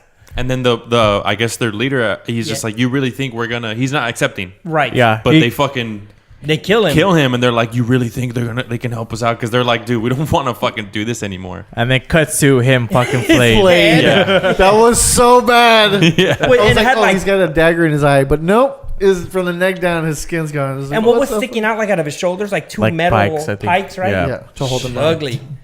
And then fucking, I hated the way they did this, but fucking Barristan Selmy pulled a fast one. Is this your pardon, Jorah Mormont from Robert Baratheon? I don't like that. I mean, And also the fact that it was open already It was open and it was from years ago. Yeah. Well, somebody just gave it to Barristan Selmy, it wasn't like he went through his stuff and found it. Like somebody just a little kid just came out like, here, this is yours, or like for you. But Barristan was on the council too. That's why I didn't like it. I'm like, you motherfucker, you were there on the council when Jorah Mormont was spying. Oh, that's true. So why That's all of a true. sudden, because you don't like him now? You know, that pissed me off. And in the books, it's handled different. Like Daenerys in the books, when Jorah's caught and he starts telling her what happens. In the books, he's arrogant about it. He's like, Khaleesi, I've been with you. What's your problem? Like, I'm not gonna beg. Like, you know, I'm with you.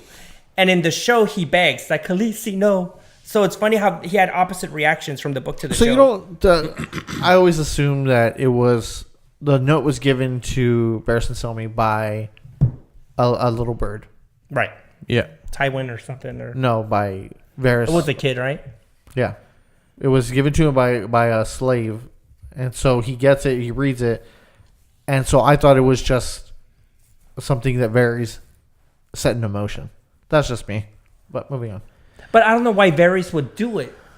Because Varys was... Because he had to get rid of her right hand. But why? Anyway, Because he's about her ascension.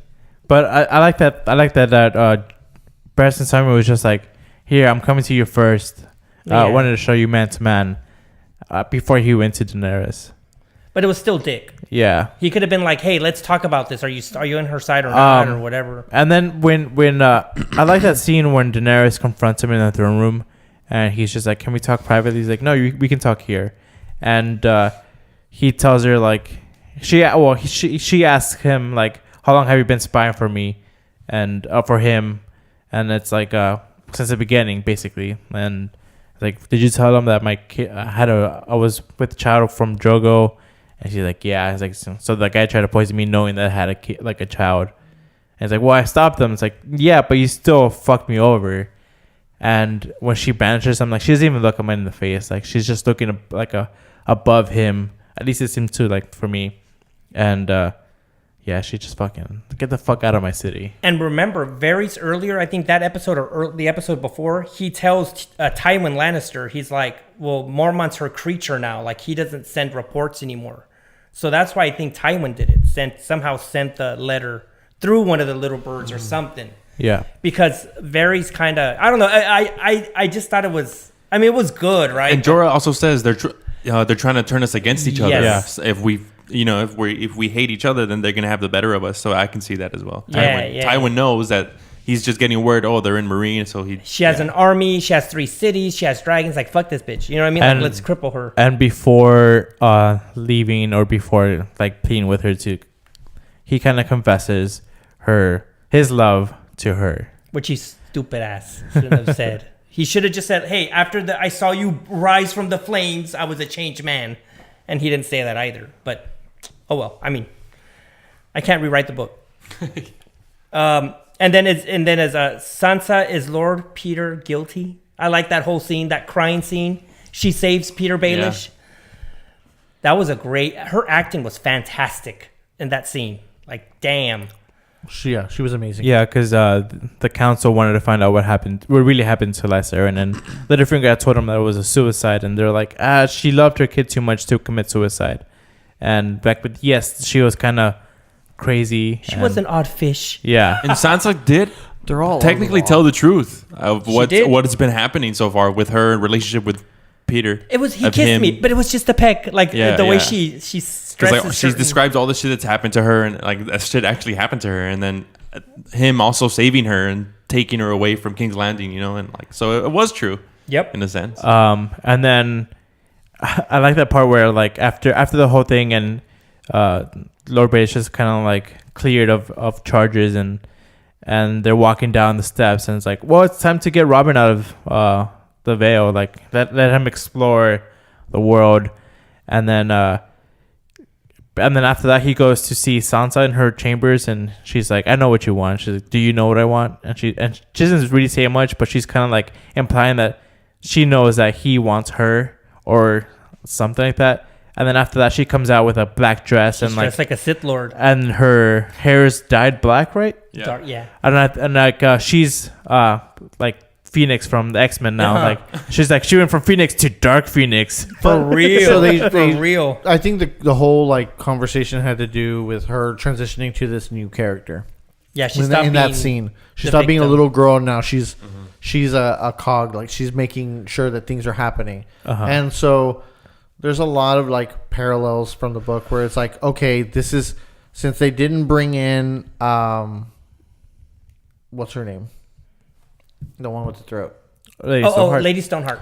Since they didn't bring in Lady Stoneheart, that this was her changing into Lady Stoneheart because she turns into a cold character going forward, and she's not one to be pushed around anymore. And I mean, she's not as vile as Lady Stoneheart, but this is what the imagery is supposed to do because like her outfits are fucking awesome. You got Dude. spikes and shit now. Sith Like, Lord Sansa. yeah, it's awesome. And then finally is you raped her, you murdered her, you killed her children, squish. That whole scene, like I thought Oberyn had it. Yeah, dude, I was fucking like, dude, the whole time I'm just like, I'm sorry, I'm just telling Ricky, I'm just like, this guy's fucking awesome. I fucking love He's this the guy. shit, I'm like, I want man. to see more of this guy. I fucking love him. And then all that shit's happening, and Tyrion's there, like, oh shit, like it's happening. I'm He's Ja- like, no, even no Jaime- armor. You're not drinking armor. yeah. Yeah, even Jamie was just like watching the fight going on. He's just like, wow. Like, Yeah. And he does his power ups. He has like 2 drinks before he fights. You see, he plays ESO.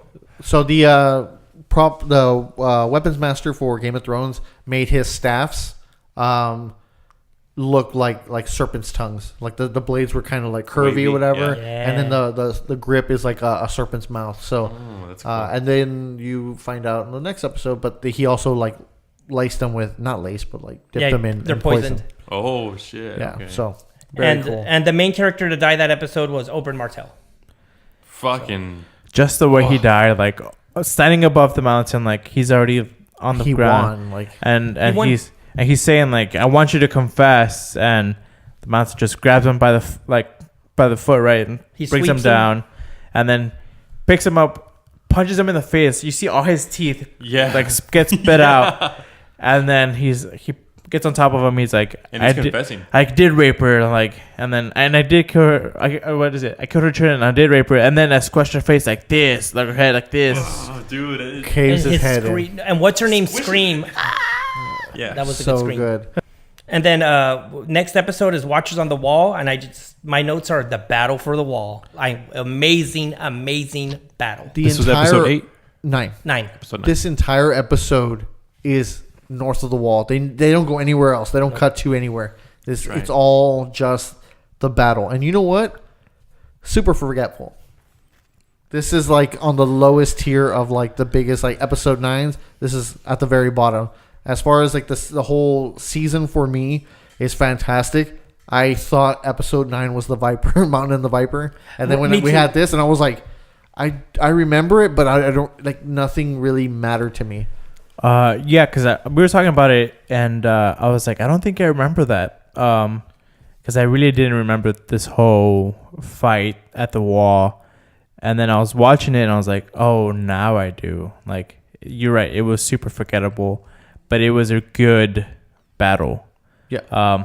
Especially like just the way that things are breaking down and The filming. the I like filming of it. I like that they're showing their tactics of battle.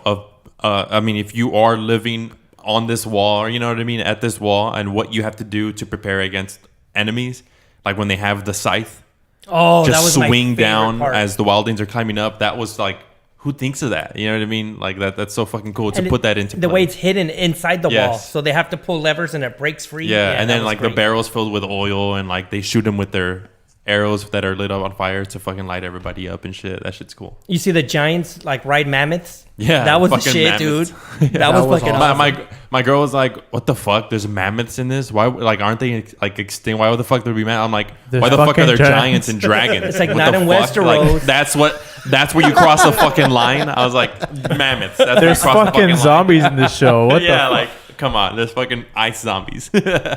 But you also see like the inexperience of the people at the wall, like the They're freaking out. Do you see them? They're shaking. Like yeah, and Jaina Slant.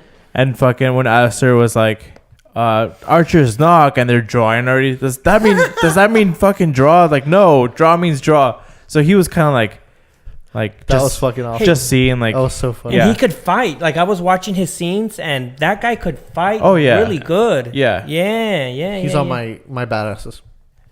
yeah. list. And I like what he told Jon also, like he's like basically telling him like, I wish you would die and I wish you weren't here, but right now like we need each other.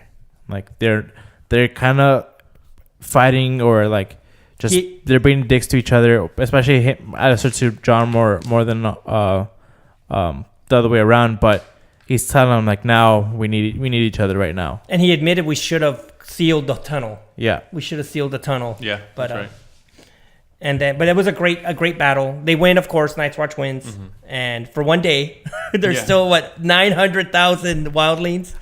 Before we leave, the whole scene that we were talking about, like how they do a pan. That is one take. Like they're panning. They're showing every single character fighting at the Castle Black, and you see Ygritte in the corner shooting her arrows. You see Ollie in the corner like hiding behind a barrel. I forget what's his name, the redhead ginger. Tormund. Him like running up the. Yeah, it's so good. He's going around. It's so action. Yeah, it's fucking awesome. You see freaking Jon Snow do that his like signature move where he like swings his sword around his head.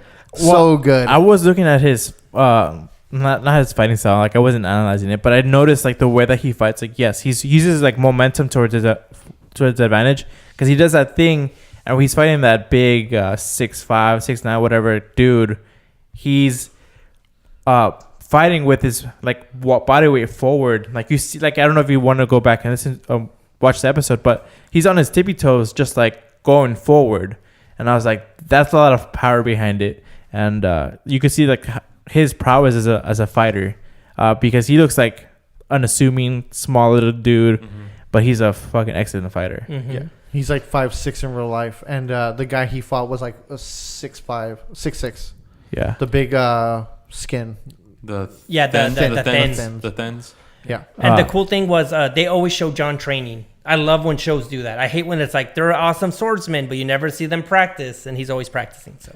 And Ollie kills Ygritte with an arrow. Thank God, man. That's right. And that's because Sam is going back up, Sam tells him pick up a weapon and kill somebody, like go fight somebody, and he's the little boy who his parents got killed by the Thens and the Wildlings, but horribly killed.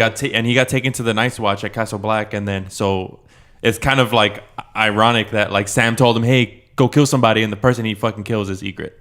And he does it with Jon, like it's like that meme with the kid with the fist. Mm-hmm. And Jon's just like, holy fuck, like and like they see each other in the Jon and Ygritte, they see each other in the battlefield, and she has an arrow pointing at him, and he just like smiles. And doesn't she starts putting it back down, right? And that's when she fucking Ollie gets That's awesome. Right in the heart. Aim for the heart. And the characters that died, Pip gets an arrow in the neck. Dongo dies, which is the son, the giant, but he's the son of Mag the Mighty. Ygritte dies. Mag the Mighty dies in the tunnel, and Gren dies. Super sad. Game of Thrones has a world record for the tallest actor, Neil Fingleton from the UK. He stands at 7 feet tall. He played Mag the Mighty, the giant, in episode 9 in Watchers of the Wall. He was also the one riding the woolly mammoth. Oh, so nice. they have a world record for the tallest actor. Shit. And his arrows were awesome. Remember, he shot that arrow like a and ballista. it just through the platform. It just, that was like shit. It put things into perspective for me. And like when it happened, when we're seeing it, I think my girl was like, "Oh, he has a fucking massive bow and arrow, cool, right?" And he throws it, and it just annihilates the whatever is in its way. Just and then it hits one guy. And you see him like fly to the across bottom. to the We were just like, "Holy shit!" And like it's even more contrasted because right before that, some wildling comes in and like tries to shoot an arrow up to the wall, and it just goes. Whoo. Yep. So the strength behind it, and it has to travel over 700 feet to get. And man, the power behind that was ridiculous. That was awesome. Yeah, it was awesome. Freaking amazing. It was and season 4 was a season I didn't rewatch. I think I maybe saw the whole thing twice, like over the years, but I really enjoyed it rewatching it this time. It was a lot of fun. And now we're on our last episode, the children. And Jon and Mance meet up for breakfast. So after the Battle of the Wall, Jon Snow goes to meet with Mance and with an intention to kill him. He's like, if I kill Mance Rayder, there's no more. And he goes in not blind, but unarmed. He expects to die. Yeah, he expects to die. But the fact that he goes over there, he's gonna kill him. He's gonna have to find something in his environment to kill him with. So he's just on all like full alert. You know what I mean? Of like whatever he can do to fucking kill him. It's fucking crazy. That was the dumbest. Ballsy as fuck.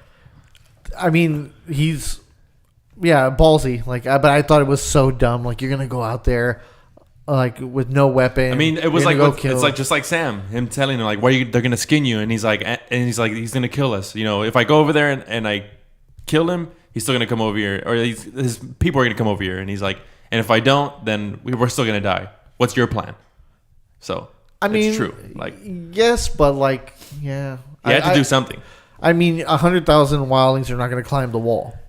You're going to lose a lot of them, and the wall won't hold. I know it'll hold them, but like they're not going to get over the wall very quickly. But you could the whole thing with him thinking like, well, I'm going to kill him, and then it's going to end everything. Like, no, his plan was to kill him and have because before Mance they were warring factions, so his thing was just like. Kill the head of the fucking snake thing, and all of them are gonna want to take power in some way, or like that's his reasoning. Like they want to take power, so they're gonna fight each other for it, you know. So it's kind of like that whole Queen Bee mentality where they always do like in alien movies, where you kill the mothership and all the other ones just die. It's kind of the same reasoning that he had, but I don't know if it would work. Yeah, and then. And it's funny because they're deciding if he's gonna kill him or not, and then Stannis shows up. Yep. The whole army of Stannis. So how the fuck did Stannis get north of the wall? Oh, easy. I know. I can explain that. Braavos is right there. Like if you look at the map of Westeros, like Castle Braavos, Black's in the center though. Yeah, no, but hold on. Braavos is like up in the same area by the wall, so he would just have to cross over and then take his army across. So they went north. They landed north. Yeah, of the they wall. landed north of the wall. Yeah, that's what I figured. At Hardhome. Yeah, that's the port they used, Hardhome. Okay, so that's I was trying to figure it out. I'm like, how the hell did he get 100,000 men on horses and all this crap over the wall? But I forget that they're like really close. Yeah. But how far would it take to get across? Do you think? I think. Especially in the northern part of I live there, right? In the northern part of the narrow sea, I would say it's probably the shortest. The more south you get, except for Dorne, it gets wider. So like King's Landing and Lysa. So it'd be like Alaska to Russia or something. Kind of, like yeah. It would probably be like Canada and England. You know how there's that little chunk of water, kind of like by England and Canada. There's like that space, Greenland, all that. I think it's like that little space. So I mean, a week at sea, probably 2 weeks. Very and cool. And then we have to remember in Marine that dragons eat little girls too. Yeah. So now we get the scene with the child's bones. And so it forces it forces Daenerys to make a choice with her children. The episode calls the children, so she has to put them in chains and put them in the crypts. And chains, how you said that. How ironic. She puts him in chains. True. And also before that, she has that old man coming to her asking her if he can sell himself back to his master because that's all he's known for his life, and he's respected with his children and like loved by his children because he's a teacher, and he's just like, you can take the younger generation and like make them free, but for us old people that have known nothing else, like let us sell ourselves back. And it's like, I'm not the only one that's gonna ask you this. So she has to make the tough decision of saying like, and she just say to herself like, freedom means having the choice to make your own decision. So yeah, I mean, but I would have answered him said employment, they could pay you for your services. That's it. You don't have to go, Mr. You've ruined my life. No, tampoco. There were slaves and there were assholes and they were killing kids on the crosses. You know, I would have been like, no, burn him alive. I would have burned him. You want to bring back slavery, like indentured servitude because you're a noble scholar? You have a point. We should get rid of all the old people. I agree. Just burn them all. No. Well, yeah, but I mean, like you said, employment. Yeah, they, just pay for them for your services. But in those times, I wasn't it like the ones that they didn't kill. I guess the people who did their services and shit. I mean, they had to house them somehow and give them food. So if that's all he had, that could I mean, he's probably a small minority that actually lived well that was a slave. Yeah. So I mean, it was just a weak argument. Yeah. Yeah, but it's still a choice that she has to make. You're that right. she has to think about, like that she didn't think about, because to her, just being fed was like that was it. Like, you're free. That's it. And like, there was no plan behind it. Yeah. You're right. Yeah, because you're changing a whole like social and government, system like overnight. You're right. Yeah. Which is one of my favorite scenes, Brienne versus the Hound. That was my favorite scene of the entire series. It was kind of a Count Dooku fight, but it was still cool. You remember Count Dooku and Anakin? You just see like the faces and the swords moving. That's what they kind of did. No, I didn't think it was kind of like that. I think it was a really good executed fight. Like, it was raw. Like, yeah. I mean, when they're rolling on the ground, but in the beginning when they're sword fighting, it's kind of choppy. Okay. Yeah. But yeah, just her fighting style and her emotion behind it was just like because they start off sword fighting and she's kind of like taking it like as a sword fight and being the noble person she is. Like, it didn't seem like she did any cheap shots, and it wasn't until the Hound knocks her down and fucking kicks her in the crotch. Yeah.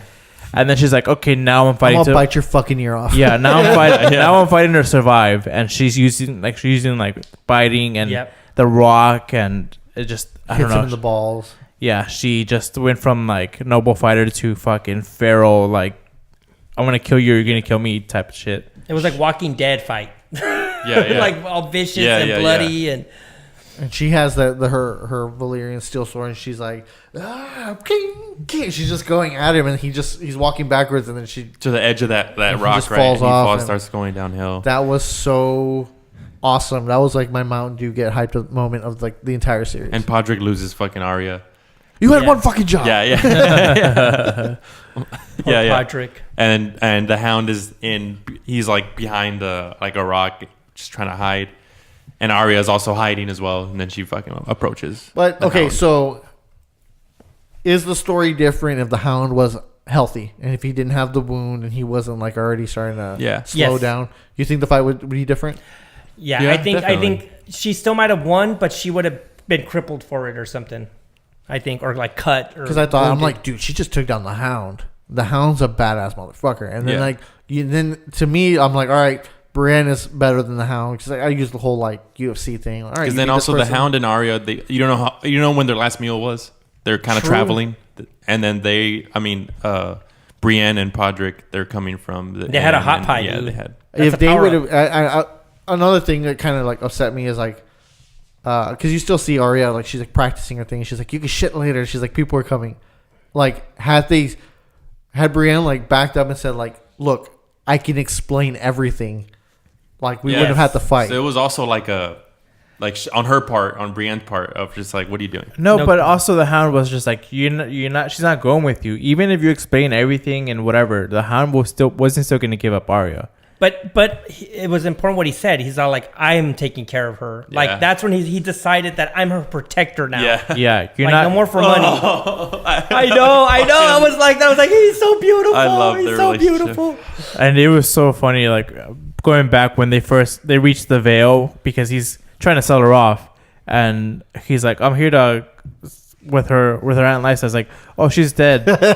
She died three days ago. And then Arya just starts laughing because that's like the thing we talked about last time. This way. And the thing we talked about last time was like they're always just there, and then something happens. Yeah. Yep. It's just delusional, kind of just like fuck. Like when's the end? It's never gonna happen. Like my wife was like, she's like, well, why wouldn't she go with Brienne? Like, she sees that she's like a warrior and that she's exactly what Arya wants to be. I'm like, because the first impression was not very good. I'm like, she's in Lannister armor. She's got a Lannister sword, a Valyrian sword, and she's like, and the Hound recognizes it. I've worked around Lannister gold my entire life. Like, I know that's Lannister. So, obviously. And then what Brienne is saying, oh, I made an oath to your mother to protect her. My like, mother why died. didn't you? So why is my mother dead? I also a note to Renly. Why is he fucking dead? And it's just like it doesn't work in her favor, you know. Yeah. And also Podrick Payne. Remember his uncle is the justice, the guy that cut off Sir Ilan Payne. Yeah. So that's what I think. That's when you kind of see the Hound set off when he's like, oh, that's the Hound. Like Clegane. Because they've seen each other around King's Landing, Yeah. and because of his time with Tyrion, so. Plus, he's the Hound. Like, Yeah. he's also Well, like the king's famous. dog. A lot of people just kind of like, yes, he has like a distinct look, like the burnt face and everything. But a lot of people that he comes across on the road, besides people that know how he looks like, are just like, some dude, just some big ass dude. Because he gets to the Vale, and they're just like, who goes there? Oh yeah, and he's just in the hood, right? Not even in the hood. He's just like out in the open, and nobody recognizes him, even though he has this distinct feature of being. I mean, I guess if you're not in King's Landing, because like obviously people talk, but like And there's no we only hear Instagram back stories. then, so you could be like. Also, let's not pass up the fact that as he's dying, bleeding out and stuff, like he's telling Arya to kill him, and at this point he's just saying things to fucking enrage her. Yeah. To try to get it out of her. Because he thinks being a piece of shit's gonna make her kill me. Yeah, and he says that shit. He's like, it's about Sansa. He's like, I should have fucked her. Like, I would have been the only thing. Fucked her bloody. What does he say? The only thing I would have enjoyed in this life, right? Like some fucking, oh my God, some He's like, I killed savage ass shit. And she's just there, farmer's just boy. sitting there quiet, like just staring at him. Her acting was amazing. Yeah. Takes the gold, right? Without even Takes doing gold. anything. Her eyes. Yeah, it's her eyes. And yeah, he takes the gold like, hey, dead men don't need no gold. Exactly. Or iron or whatever, silver, whatever the fuck. But Yeah, whatever it is. And and as she walks up, he's like, "Remember where the heart is." And then she just like grabs the money and walks away. I was like, I would have done the same thing. Kill me. Kill me. Yeah. So sad. Shh, the Hound, Brienne somewhere. Don't die. And then, is this when we see her get to the boat, or is that later in the That's episode? this episode. Yeah, yes. No, I mean, but in that. Oh, scene, that's the last That's scene. the last scene, right? Okay, so then from there we go to Jaime and Tyrion, the escape. Dun, dun, dun. Yes.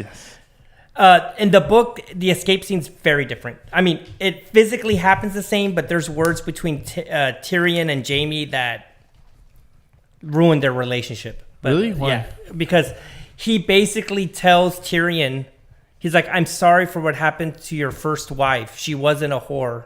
She was a real girl that loved you." So Tyrion flips out. He's like, "I did kill your son. I did. I killed Joffrey." What the fuck? Yeah. No, but the book's so much more complicated. So Yeah, that's yeah. why I kind of like didn't get into the book. I don't want to confuse it, but Weird. I love the escape scene. In Like the how show. and then like it's confirmed like you do have a few friends left in King's Landing. Bears. So yeah. Very touching moment. Yeah, because he kind of like, he's like, you should go now, and like Jamie's about to leave, and then he comes back and gives him a hug and a kiss I on the love I guess cheek. this is Dude. goodbye. Yeah. Yeah, the opposite of the book.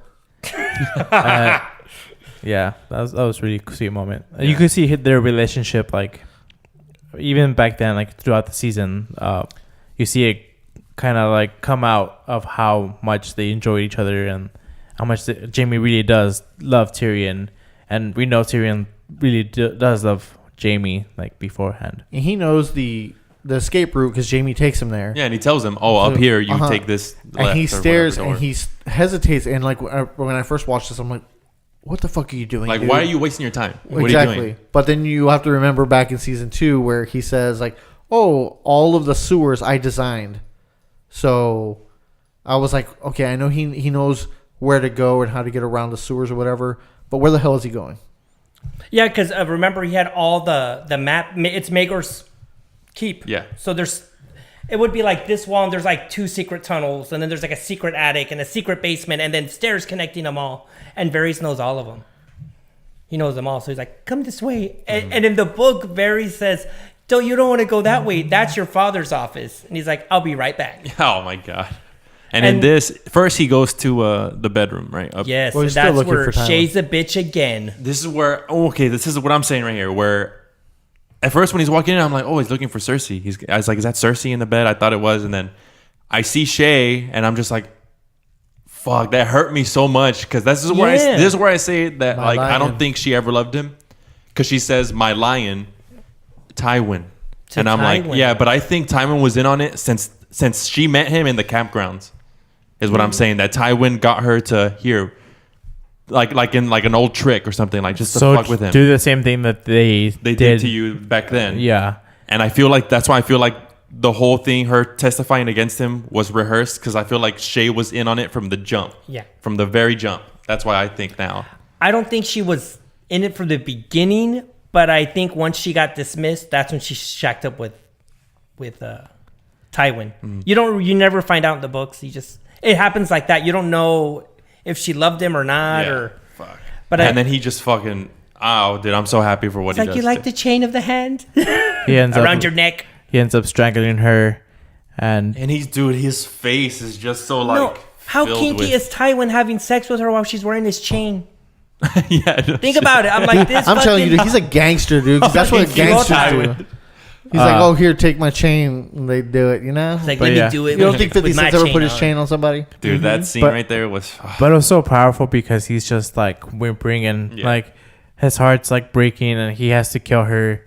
And he just had enough. The only thing he says is like, I'm sorry. I'm sorry. That's all he tells. Like, he doesn't say anything when he first sees her. He's not mad at her. I mean, he's mad at her, but he doesn't like, you fucking whore, bitch, whatever. No, he just... like sees that she's reaching for a knife and he knows what he has to do and like he doesn't want to do it but he has to, and then he grabs a crossbow and meets, and then he finds out Tywin doesn't shit gold. And he's just, dude, like the strangling that he's doing is, you could just see it in his face. It's filled with so much like just hate towards his father, and like he's done with it, so it leads up to him getting that crossbow. And that awesome crossbow that Joffrey, the new one, it's a new weapon, and you just draw it back. So he's a dwarf. With a lever? Yeah, with the lever. And Tywin just tries to keep on convincing him, let's go to my keep. Let's go to my quarters. He's like, I don't want to die like this. He's like, come on, let's have a little more respect. And he's like, you were never my son. Yeah. Finally just like, fuck it. He knows what's going to happen. He fucking shoots him twice. I don't think he suspected. I don't think he think Tyrion would have shot him. Yeah.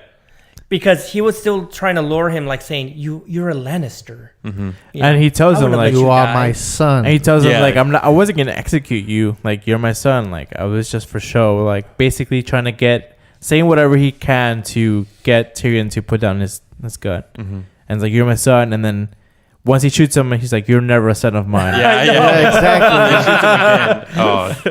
And a little bit back when Littlefinger was telling the little council, whatever, like they need to get Robin out, and Robin comes out. It's like, I'm scared. I don't want to leave. He's like, you shouldn't be afraid of death. Like, people die at their homes all the time. Like, some die in their sleep, or some die falling downstairs. Some even die on the chamber pots. Like, and that's what happens to Tyrion in the next episode. Like the foreshadowing. Yeah. Like, and he laughs about it too. He's like, some people just die in the chamber pots. Like, so I was just like watching it back now and knowing what was coming next. I was like, foreshadowing. But it says a lot about Tywin, like him being killed on the shitter. Like you said, like he doesn't shit gold. Like he's just human. Yeah. But he's such a force. He was such a force, a force you don't fucking mess with. Exactly. And then where he's he like freaking Elvis Presley dies on the shitter. Like that was so. I don't know. I thought it was a great ending to Tywin's storyline. And what y'all don't really get from the show is it stinks. Like when he's dead, when they find him, it smells so bad. Like a rot smell. And everyone keeps making that remark around Cersei. What is that smell? So it's like one of the most like pristine men in the world has the smelliest deaths. And I want to go into this real quick before we move on to something else. But before Tyrion kills Tywin, Cersei has a moment with Tywin as well where she tells him basically like, yeah, all the rumors are true. Oh, like, yes. Jaime and I have been fucking, and there are kids. and she's like, that's when she has her moment of like, your legacy will mean nothing. Yeah. So she's already killing him in a certain way, like of killing his legacy. Like all his ideas of grandeur from like generations from now, like they're nothing anymore. Like because you have no legacy. And then he dies, which was like the perfect ending to that little thing. But now she needs to keep it quiet because she can't lose everything. Yeah. I mean, it was like poetic justice. You know what I mean? The whole. Yeah. And then this leads up to him meeting with Varys, and Varys sends him on a ship, and Varys is gonna leave, and they ring the bells, and he runs back. Yeah, and he's like, and I'm like, oh, is he going with him? And he just cuts to him sitting next to the crate. Yeah, because he asks him like, what have you done? Because he sees him all bloody and stuff from like Shay kind of like clawing up Tyrion, and then he's just like walking away, and then hears the bells. Nope, never mind. Does the bell signify whether it's like a wedding or a death? Or it has to be like royalty, like when you hear something like that. So especially at night. Yeah, it was probably because Tywin was killed. That's why. Yeah, it was like hand of the king is murdered. You know, we like sound the alarm. Deuces. Yeah. And then next is one of my favorite scenes in the whole show. For me, it's such a Dungeons and Dragons scene when they're gonna go meet the Three-Eyed Raven, when it's the kiddos, and they're getting close. They finally climb that ridge and they see the massive weirwood tree. And what's his name is already kind of like frail Jojen, and like he's dying. Like, we're almost there. And then the undead rise and start attacking them. And Mira's badass. She fights good with a wood axe. Yeah. It's just messing up little skeletons and then Bran takes over Hodor and he starts knocking them around too. And then Jojen had the stupidest death in the whole show. It was like a skeleton sitting next to him. He pulls out a knife and it literally stabs him like 6 times. Like a cheesy, just like Chuck E. Cheese it was robot. Mira's fault though. She pushed him and he fell down. I saw that part. I don't know. I kind of have to disagree with that because I thought that was one of like the worst. Not worse than like it's a bad death. Like it wasn't good. But worse as like you're frail and you're just like okay like. Things are going on around me, and the guy's just like stabbing you. Yeah, like it's just like and a skeleton, you know, like dead already. Like what else? What else can you do other than die? Like that was he knew what his fate was. Like the Three-Eyed Raven tells him, like he knew he was gonna die. But yeah, like I hate just him just staring at the knife going into his fucking stomach, just like fucking animatronic shit. What else are you supposed to do? Like you're just gonna die. And then that little, what is it? Like Children of the Forest. Children of the Forest, just like throwing like a ice grenade. I want one of those balls of fire. Fireballs. Fucking awesome. And she blows up Jojen. Whoop. I mean, she puts him out of his misery. Yeah, that's right. And also burns him because he's already about north. But I watch it and he just explodes beautifully. It's just great the way he explodes. Because his sister kind of slits his throat before she leaves him. And then he gets burned. Yeah, and then it's cool how the skeletons explode when they try to get into the tree. Like the magic doesn't work there. Yeah, that's fucking cool. And in the books, Jojen makes it into the tree. He doesn't get killed outside. He disappears later because Bran needs to eat this like paste that kind of has like blood in it to wake up. So we don't know if Jojen is fed to Bran. We don't know. The book hasn't come out. But that's what happens. Yeah. So there was a lot of things in this episode because it was titled The Children. So the children make it to the weirwood tree, the kids. You also have Cersei telling Tywin, hey, your children are having sex together. And Tyrion kills his father. And her being like, I'll do anything for my children. Exactly. And that's why she's kind of like saying like sending Tywin on this stuff because he's choosing Jaime and his children and her children before her family, like the Lannister the name. This episode isn't also of like Daenerys putting her dragons in chains. Yes, it is. Her children. Her children, yeah. Shit. Like all the children are affected. Stannis asked Jon, "Well, your dad was a noble guy. What would he do with Mance Raider?" And he was like, "Well, he would do this. Like he's making decisions because as a child of Ned Stark, he did that." What else? And also kind of like a reach, but when Stannis they're believing Dragonstone, right? Dragonstone? Yeah. Melisandre tells the queen like we need Shireen, which is Shireen, Stannis' daughter. Yeah. So. And the people that passed in this episode is Jojen Reed, Shay, and Tywin Lannister. Big ones. Tywin had the shittiest death. Literally. Quite literally. And that's the end of the season, guys. Awesome. Well, that would do it for us here at the Laugh and Death podcast, presenting A Song of Laugh and Death. This was season 4. What was it? Okay, sorry. This is season 4. We had Alex with us today, myself, Fernie, our expert, Manuel. What's up? David. Like I said, if you like what you see, make sure to subscribe. There's a little bell. You get notifications whenever videos come up. If you want to leave us any comments, please do. We're always trying to see what you want to say to us. Talking about the show, talking about your theories, talking about like stuff that we missed. Let us know. So yeah, do it for us today. So thank you so much. Bye. Vala Mogulis. Follow the Harrys.